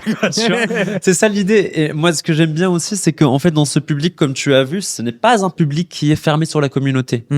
Non, très mélangé. Il y avait vraiment hétéros, des mecs hétéros, des lesbiennes, des gays, des trans, et tout le monde se mélange joyeusement pour célébrer la communauté LGBT, et c'est ça que j'aime. Et franchement, j'étais sur place, tous les gens avec qui j'ai discuté avaient à chaque fois des trucs incroyables à raconter, étaient toujours avec une super énergie, et en fait, alors je dis pas que tu trouves pas ça dans d'autres soirées, mais c'est rare en fait. C'est un truc, c'est comme un peu, et j'ai l'impression que ce que t'as réussi à créer là dans cette première dizaine d'événements, c'est un peu un joyau, une communauté de gens qui ont juste envie d'être là pour s'amuser, de kiffer, mais c'est aussi parce que t'as créé un cadre, comme un peu un écrin pour ce joyau, avec des super artistes, avec une super scénographie, etc. C'est ça qui fait le succès de ces événements-là, je crois. Enfin... Bah, quelque part aussi, c'est de dire aux gens, t'as la liberté d'être comme t'as envie d'être. Et ça se ressent beaucoup, en fait. Soit qui t'as envie d'être, personne va te juger. C'est ça. C'est qu'aussi, dans certaines soirées, en fait, on t'oblige à être d'une certaine façon. Oui, c'est ça. À te comporter d'une certaine manière. Ou être d'une certaine façon. C'est-à-dire que là, nous, ce qui est important pour nous, et ça, on est intransigeant là-dessus, c'est le respect de l'autre et ne pas avoir de propos haineux.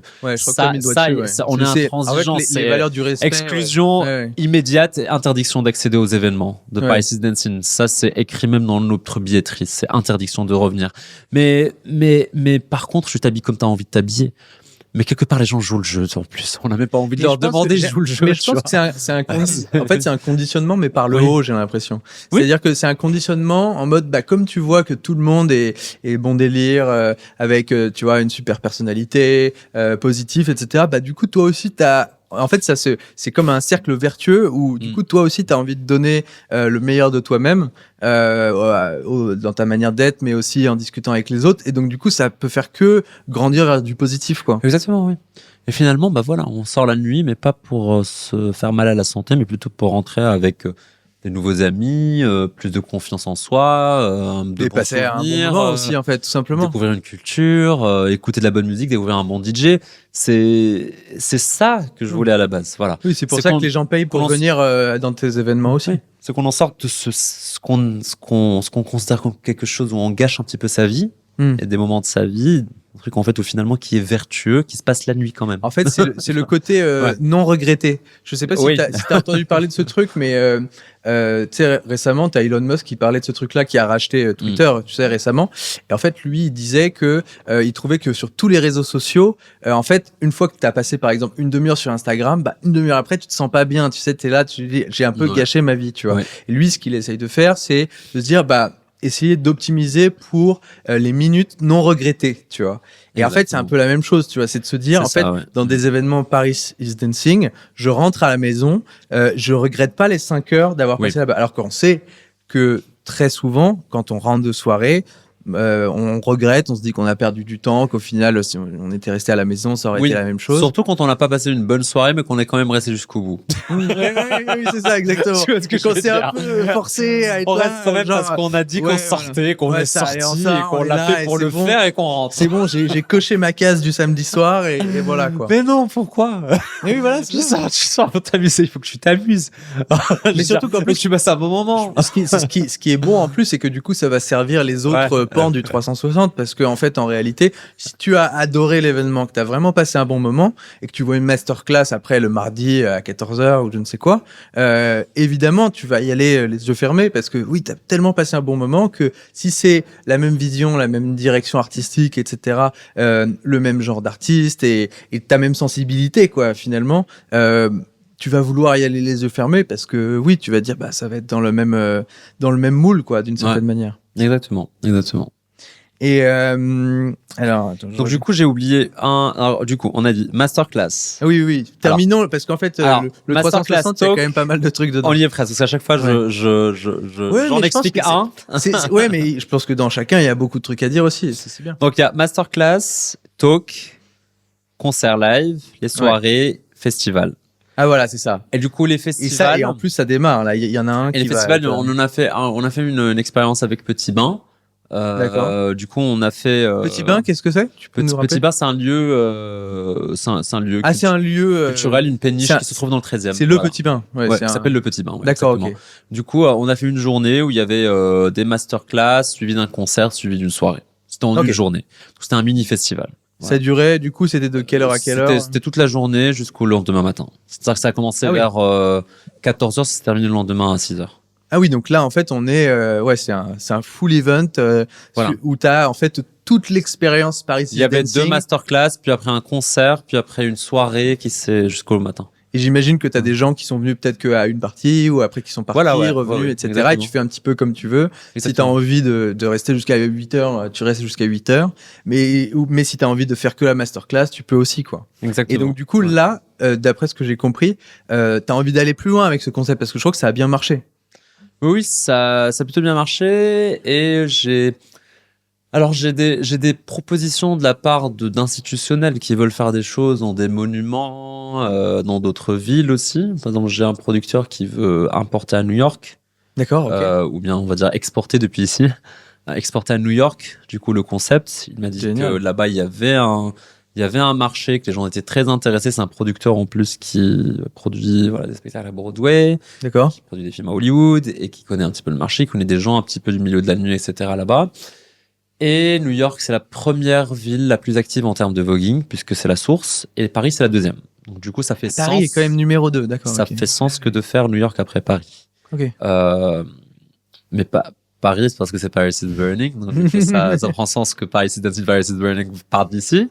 Mais c'est bien de faire écho à New York, mais pas que. Je suis en contact avec la ville de Milan. D'accord, oui, Qui parce que veulent, j'allais y venir en fait. qu'on fasse quelque chose à Milan. C'est pas que Paris dans lequel tu as envie de Oui. de t'extendre et de faire beaucoup plus d'événements, etc. C'est l'Europe, c'est les États-Unis, ça va être beaucoup plus loin que juste des soirées à Paris, quoi. Non, c'est La plus vision loin. est plus large. C'est plus loin que des soirées à Paris seulement. Et en plus, ça ne va pas s'arrêter à seulement ce genre de ces 5 types de manifestations dont je viens de te parler. Mhm. Il y aura d'autres choses qui sont plus dans l'audiovisuel, dans le théâtre. D'accord, ok. C'est-à-dire que j'ai déjà entamé des discussions un peu pour un documentaire Super. sur le voguing. Il y en a eu des documentaires, je vais pas être le premier, mais c'est juste que ça aura un traitement qui va être, de mon point de vue à moi, C'est ta vision. avec des choses qui m'ont vraiment marqué dans la vie de D'accord. ces gens. Ce qui te semble être les choses les plus importantes à être mises en avant. Oui, des choses Ouais. qui m'ont marqué moi personnellement et que j'ai envie de défendre, et j'ai vu avec des gens, des acteurs d'image, des producteurs, etc. On en parle, on est en train d'en parler. Et je suis en train de bosser avec des producteurs aussi aujourd'hui. La productrice Emma Angelbert de la Compagnie des Indes et Clément Hainaut de la 9e production qui ont fait le spectacle Fantasma Erotica. Mhm. On est en train de bosser sur un grand spectacle Ah oui. voguing de 1h30, 2h qui va être au théâtre Wow. en 2025. Ah oui. Et donc ça c'est un nouveau Ça, c'est gros autre chose. projet. Ça, c'est pas moi qui produis, mais je suis à la tête du projet. Ouais. Voilà. Mais ça fait quand même partie un petit peu quand même Ouais. de ta vision 360 et c'est aussi de par ton initiation, ton impulsion que le projet existe aussi, quoi. Oui.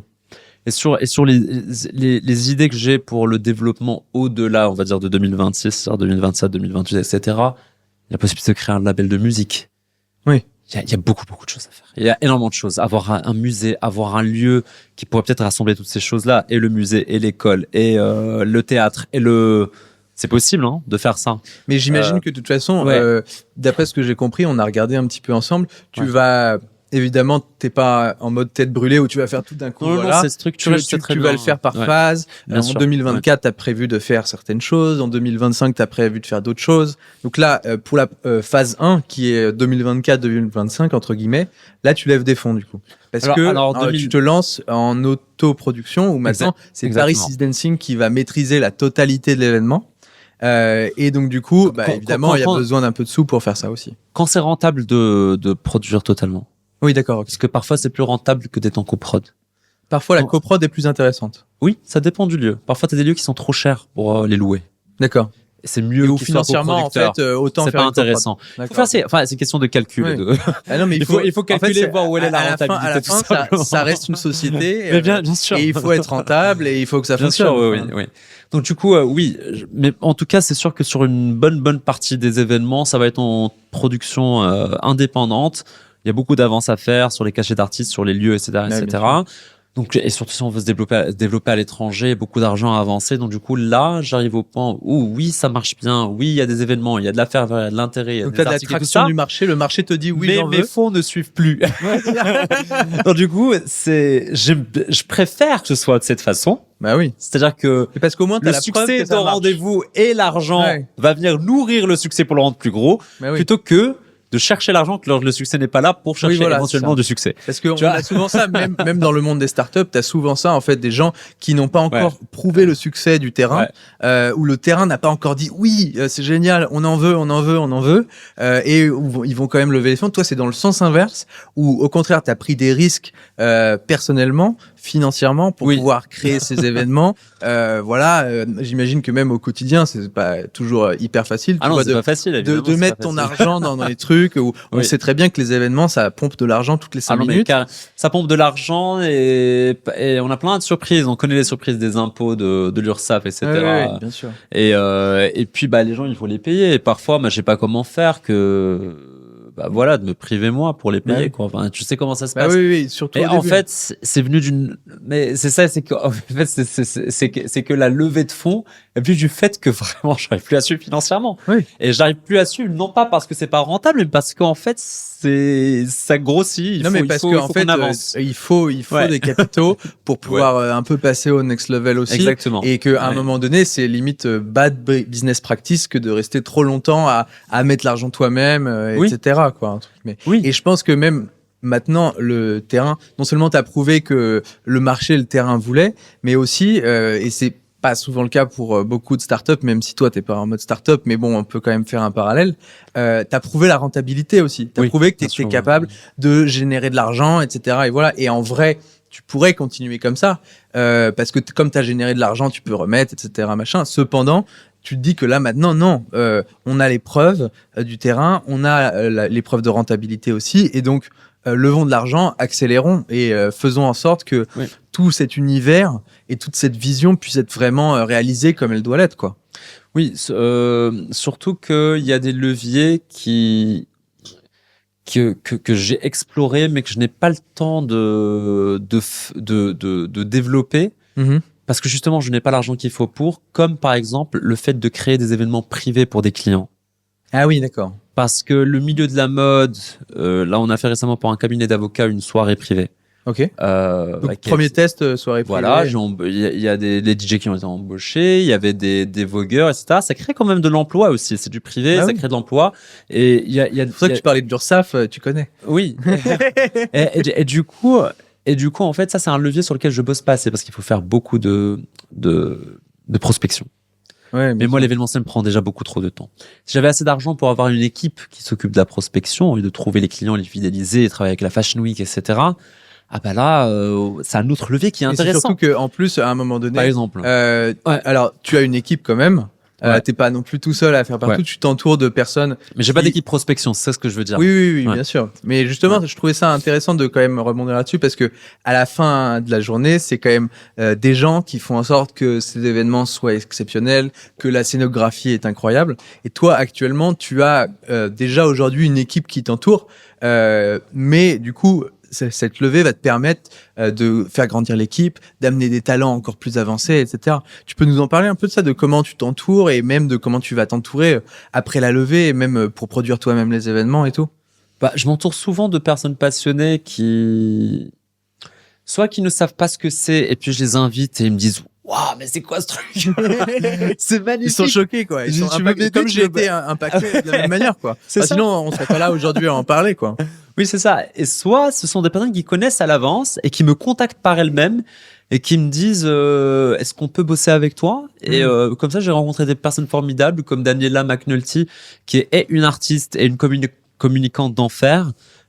Qui m'aide beaucoup. J'ai vu qu'il y a des très belles références. Sur les relations presse, sur la direction artistique, sur la communication, la stratégie de com. Il y a Véronique Bonnet aussi qui m'a rejoint, mais là c'était vraiment un process de recrutement le plus classique qu'on puisse avoir. Et finalement, bah, c'est devenu une alliée incroyable. C'est notre attachée de presse.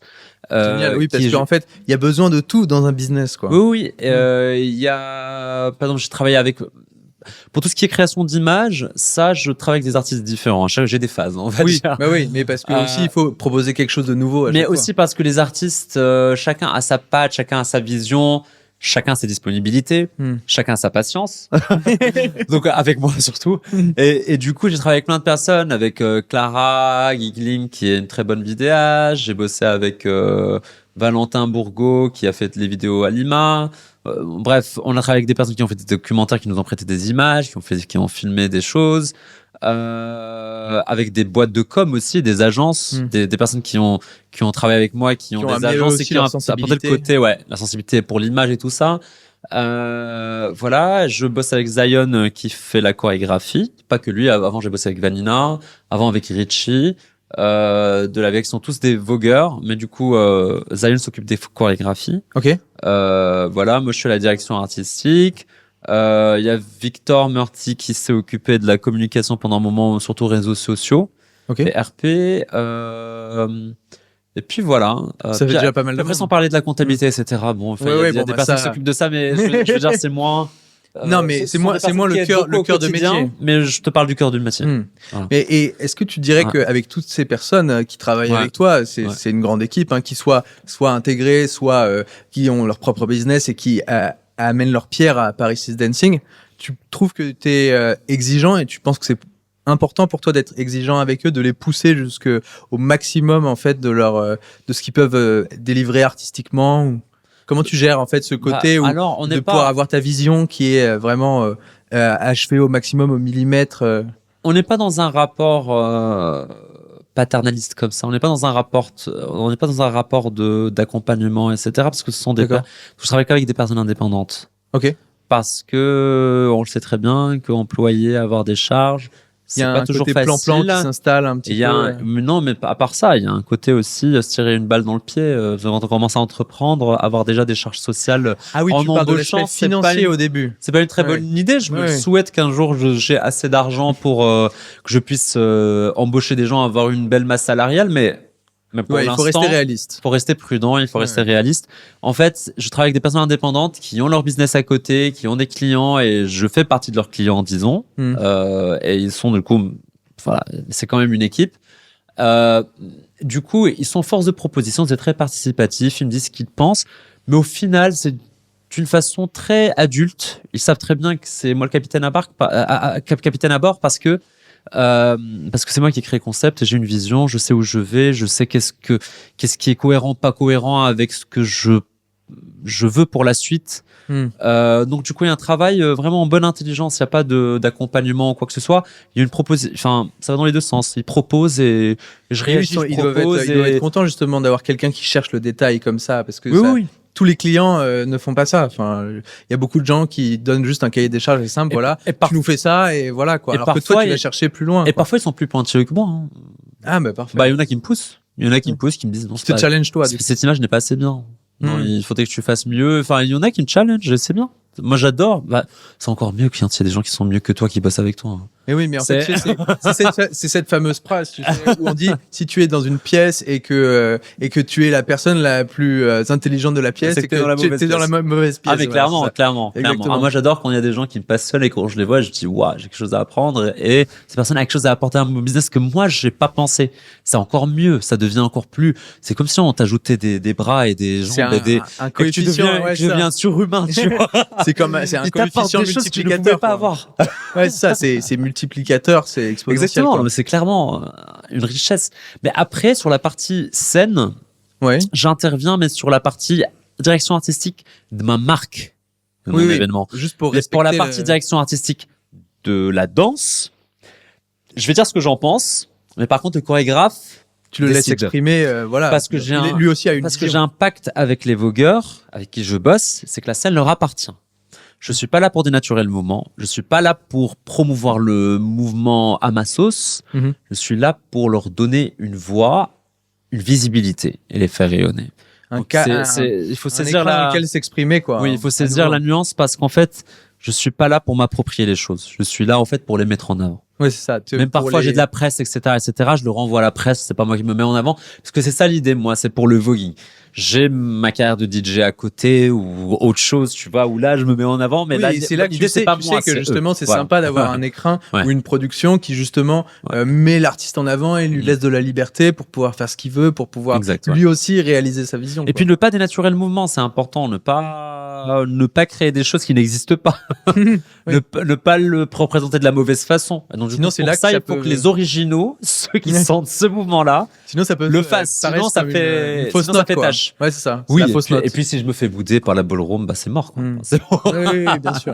Faut Non, quand même moi- rester Moi, dans je le veux respect bosser des avec origines. eux en bonne intelligence et en amitié, en collaboration, et que je les mette en avant, que je les fasse briller, et qu'ils soient heureux, qu'ils se sentent satisfaits de ce qu'ils voient, et que voilà, qu'ils se sentent pas utilisés, surtout pas utilisés, parce qu'en fait, ils sont utilisés un peu partout, et je déteste ça, je déteste voir ça ailleurs. Oui, c'est ça. Et c'est en fait, c'est juste m'améliorer plutôt que Ouais. juste prendre, totalement changer, casser l'âme. Ouais. C'est pas du tout ce que tu C'est essayes sûr. de faire, toi. Ouais, exactement. Et alors, je vais voir parce que j'avais plein de petites questions. En fait, c'est tellement intéressant en fait que moi, les questions, quand j'ai un petit peu préparé cette interview, ça a flowé et ça arrivait plus. Et est-ce que au final, toi, ce que tu as envie, en fait, finalement, c'est pas d'agrandir, tu vois, mais de créer en fait finalement une énorme famille, quoi. Finalement, c'est pas un peu ça ta vision finale, mais avec voilà les règles de respect, quoi. Finalement, qu'on a un peu cité avant. Oui, enfin, pas vraiment. Je cherche pas à créer une grande famille, je cherche juste à ce que chacun existe comme il a envie d'exister. On n'est pas obligé d'être ami avec tout le monde ou aimer tout le monde. On peut se respecter entre nous et se donner le droit d'exister comme on a envie d'exister sans qu'on se juge entre nous. C'est ce que je dis. Donc Ouais, famille, pas ça forcément. paraît basique, mais pourtant tellement pas Famille, pas appliqué. forcément. Mais si c'est le cas, c'est tant mieux. Hmm. Mais au moins, les règles de respect et de ne pas juger, de ne pas faire sentir quelqu'un qu'il est moins que toi parce qu'il est différent. Ce qui paraît être Tout le monde est important et la tout base, le monde, quoi. oui, exact, Mais c'est sûr. Ouais. c'est pas malheureusement toujours le cas, mais Ouais. c'est pourtant la base, quoi. Si on partait déjà de là, ce serait un grand changement dans le monde. Ce serait déjà bien. Avant C'est qu'on soit clair. une famille, déjà ça. Si c'est c'était canon. déjà ça, un Ce serait petit peu super. notre base, ce serait top. Bon, bah écoute, moi j'étais hyper content de te recevoir, de pouvoir te poser toutes ces petites questions parce que voilà, je trouvais que en fait ton parcours était dingue, mais que il était non seulement dingue par ses achievements, mais aussi par en fait la profondeur de toute la vision que tu avais sur chacune des étapes en fait finalement. Et en fait du coup, maintenant que voilà, on clôt un peu cette petite interview, qu'est-ce qu'on pourrait te souhaiter de mieux en fait pour 2024-2025 là, cette phase qui arrive? Bah, les levées de fonds réussies. Ouais. Et, C'est ça, hein, pour que la vision se réalise vraiment, quoi. Et en fait. puis qu'on n'ait plus à penser à ce paramètre-là. C'est un peu le sujet qui fâche toujours l'argent, mais de justement plus avoir à penser à ce paramètre-là pour pouvoir se concentrer sur les choses qui font du bien. Ouais, c'est ça. Sur le cœur du sujet, en fait. Ouais. finalement. Sur promouvoir de l'art, promouvoir des valeurs, sur le fait de rassembler les gens, s'amuser, rigoler, voilà, fédérer, faire respecter les uns les autres. Enfin, c'est ça les choses qu'on a envie de faire. Donc, Oui, du coup, aujourd'hui, utiliser juste l'argent comme le tool Voilà, pour c'est- pouvoir atteindre tout ça. ce que tu peux me souhaiter, c'est d'avoir assez de moyens pour qu'on mette toutes ces belles choses en place. Voilà. Magnifique, c'est trop beau, j'ai plus rien à dire. Bon bah écoute Tim, merci d'être venu aujourd'hui et puis on te souhaite une magnifique levée. Merci. Mad that your girl always says that I'm hot. She buy my t-shirts, but she's spending your guap. Say what up if you see me around. Nike Air separate my feet from the ground. It's And the just Nikes on my feet keep my cipher complete. Nikes and the Nikes on my feet keep my cipher complete.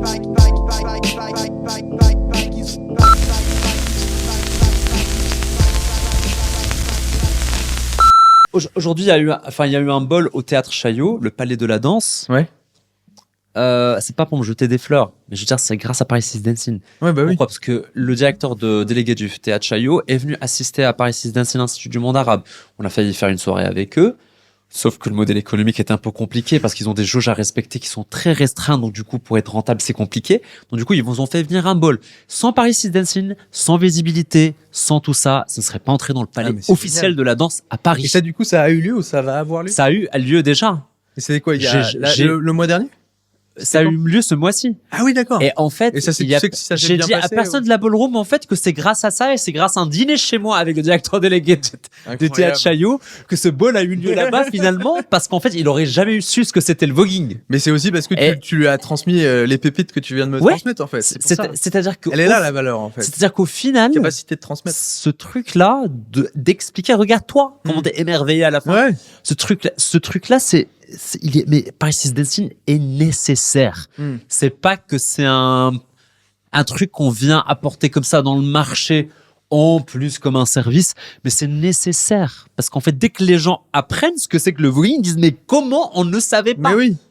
Et Comment après ça devient. comment est-ce Et en fait possible ce qui est bien c'est qu'il y a un aspect contagieux aussi après. Ouais. C'est ça. que le côté contagieux fait que après tu en parles à d'autres, mais en fait toi la mission de Paris Is Dancing c'est de faire le contagieux fois 1000 Exactement. et de rassembler tout le monde autour de ce truc-là et de faire en sorte que bah voilà ce soit vraiment sur les devants de la scène comme c'est censé l'être Ouais. et que c'est pas le cas aujourd'hui et let's go le faire en fait, finalement. Et le combat pour l'inscrire dans le patrimoine mondial de l'UNESCO, je l'ai vraiment en tête. Hein. Je sais pas, je l'ai dit comme ça. Hein. Ah ouais, mais bien sûr. Mais c'est vraiment en tête. J'ai ça parlé à fait- quelqu'un qui mais bosse à ça fait l'UNESCO. aussi Il m'a dit partie de la c'était vision faisable. 360 degrés. C'est sûr, mais c'est bénéfique pour tout le monde. Par phase, C'est hein, aussi bien sûr, bénéfique mais- pour la communauté, pour la culture, pour la société, pour le monde, que pour l'entreprise, que pour tout. Il faut que ce soit inscrit. Il faut que ça ait la reconnaissance que ça mérite d'avoir. Parce que si la baguette française a été inscrite, je suis désolé, un truc qui a sauvé des vies Ouais, et qui a permis à des gens d'évoluer, de ne pas se tuer, qui a permis en fait à des gens de trouver du travail, ça mérite en fait, je pense que largement d'être dans le. ta valeur ajoutée avant tout en plus de la vision c'est d'amener en fait les bons éléments de compréhension pour que les gens en fait tiltent dans leur tête Ouais. à ce niveau-là et comprendre ah oui mais en fait c'est obvious et c'est pas normal qu'on n'en parle pas plus que ça quoi. Ouais. C'était le tilter en fait. Les gens comprennent et boum il y a de la ballroom dans une très très grande salle prestigieuse à Paris quoi. Bien sûr, mais moi j'ai compris que la nuit était un business quand j'ai bossé avec des gens que j'ai vu super clean dans ce milieu et qui ont quand même réussi à créer des groupes et créer aujourd'hui beaucoup d'argent avec ça. Mais ils ont toujours pris ça comme un business, pas comme et c'est très c'est comme dans le milieu artistique, c'est très facile de croire que on est dans l'amusement. Oui. Parce que ça on fait de l'entertainment en fait. Oui et donc du coup Mais on pourrait est là pour imaginer... amuser, mais t'es là pour amuser les autres, pas pour t'amuser toi, tu vois. Oui, c'est ça. On pourrait imaginer que du coup, ça veut dire que ton organisation, c'est aussi de l'amusement, ta rigueur, c'est aussi de l'amusement. Mais non, en fait, il y a un moment aussi où il faut juste se poser, être carré, faire les choses comme si c'était un business normal, Ouais. voire business industrie internationale, etc. Mhm. Et il y a que de cette manière-là dont ça peut augmenter, devenir 10 fois plus grand, Ouais. 100 fois plus grand, et éventuellement après aller dans d'autres pays, etc. Exactement. C'est qu'en fait, quand on est visionnaire dans ce milieu, on comprend une chose, c'est que en fait, regarde comment les DJ étaient avant, comment ils sont aujourd'hui. Les DJ sont passés du statut en fait où on est là pour amuser un petit peu les gens, au statut de méga rockstar sur Ouais. scène que tout le Méga monde vient voir. entertainer même. Oui, t'as vu les grosses scènes, Afterlife, les trucs. Maintenant, il y avait pas ça 25 avant. mètres de large, la scène de Afterlife. Il y avait pas c'est- ça avant. C'est Il y incroyable. avait pas ça avant. Maintenant, c'est devenu des méga stars, les DJ. Ça monte de plus en plus des producteurs, ils ont des maisons de production qui sont influents dans le milieu de la musique, etc. Donc, du coup, en fait, on comprend une chose, en fait, c'est que plus on va avancer, plus la vie va devenir dure parce que la vie devient de plus en plus dure. Plus les gens auront besoin de s'amuser et plus les gens de cette industrie auront un marché plus gros et plus gros et plus gros et plus gros. Donc, du coup, soit tu saisis l'occasion, tu prends les choses vraiment très au sérieux, tu comprends que l'entertainment, c'est vraiment du boulot. Soit t'as envie de t'amuser et tu penses que c'est juste des soirées et puis tu t'arrêtes là, quoi. Oui, parce qu'en fait, on est un peu passé de l'amour de la musique à l'amour du show. En fait, c'est vraiment ça, l'amour du spectacle. Les shows sont passés de je vais voir un DJ parce que j'aime sa musique, etc. ou à Afterlife, non seulement j'aime la musique, mais aussi le show qui est tout autour est exceptionnel, quoi. Et donc maintenant, en fait, on est passé quasiment dans une autre sphère où c'est le divertissement et le spectacle au sens large, quoi. Oui, bah, disons que ce sont deux formes d'art qui viennent se rejoindre pour pour créer quelque chose de plus intéressant qui donne plus envie, mais c'est pas la première fois qu'on va voir ça. Il y a plein d'autres disciplines qui ont été mélangées à d'autres artistiquement. Là où je voulais en venir, c'est surtout de dire en fait que c'est une industrie qui évolue, c'est une industrie qui devient de plus en plus porteuse. Les DJ, en fait, on ne se rendait pas compte de la visibilité qu'ils pouvaient avoir, mais maintenant on se rend compte parce qu'en fait, les DJ ils remplissent des grosses salles. En fait, ce que beaucoup de chanteurs de leur niveau, comment dire, si t'as un chanteur qui a 20 000 followers et un DJ qui a 20 000 followers, un DJ pourra ramener plus de monde qu'un chanteur. Ça, c'est dingue, hein. À quel point ça a évolué à travers vrai. ces années. En vrai, c'est ça, hein. Tu vois ce que je veux dire? C'est-à-dire qu'ils ont exactement et de façon ex aequo la même communauté, le DJ, ils vont en ramener plus. Parce qu'en fait, le DJ, le fait de sortir, de s'amuser la nuit, de s'oublier un petit peu et d'oublier sa semaine, de déstresser et tout ça, c'est quelque chose qui est plus facile que d'aller s'asseoir pour regarder une proposition artistique d'un chanteur ou d'un danseur ou de... Parce qu'en fait, t'as plus besoin de réfléchir, t'as juste besoin de te lâcher. Sans réfléchir, tu danses et tu t'oublies et t'as pas à te tenir. Là, c'est vraiment un moment de liberté, quoi, pour les gens. Ça, c'est très immersif le milieu de l'entertainment, de la nuit. Tu vois ce que je veux dire? C'est très immersif, c'est-à-dire que tu participes, t'es libre. C'est pas comme avec un chanteur, t'es là et tu regardes. Ok, ça te fait du bien, mais tu regardes, tu participes pas. Là, c'est toi qui danse, qui met l'ambiance. En fait, il y a un côté actif qui fait que du coup, t'as l'impression de participer au show d'une certaine manière et que donc du coup, évidemment, tu vois pas le temps passer. Ouais. Et du coup, la nuit a un côté très fédérateur. Et qui dit masse, qui dit beaucoup de monde, qui dit beaucoup de public, dit de la visibilité, dit de l'argent, parce qu'on est dans une économie de l'attention aujourd'hui. Ce qu'il faut pas oublier, c'est que la musique et le show, c'est aussi un business. Et si on a envie de faire des shows qui fonctionnent, il faut quand même qu'ils rapportent de l'argent, qu'ils soient rentables. Tu vas aller prendre un café?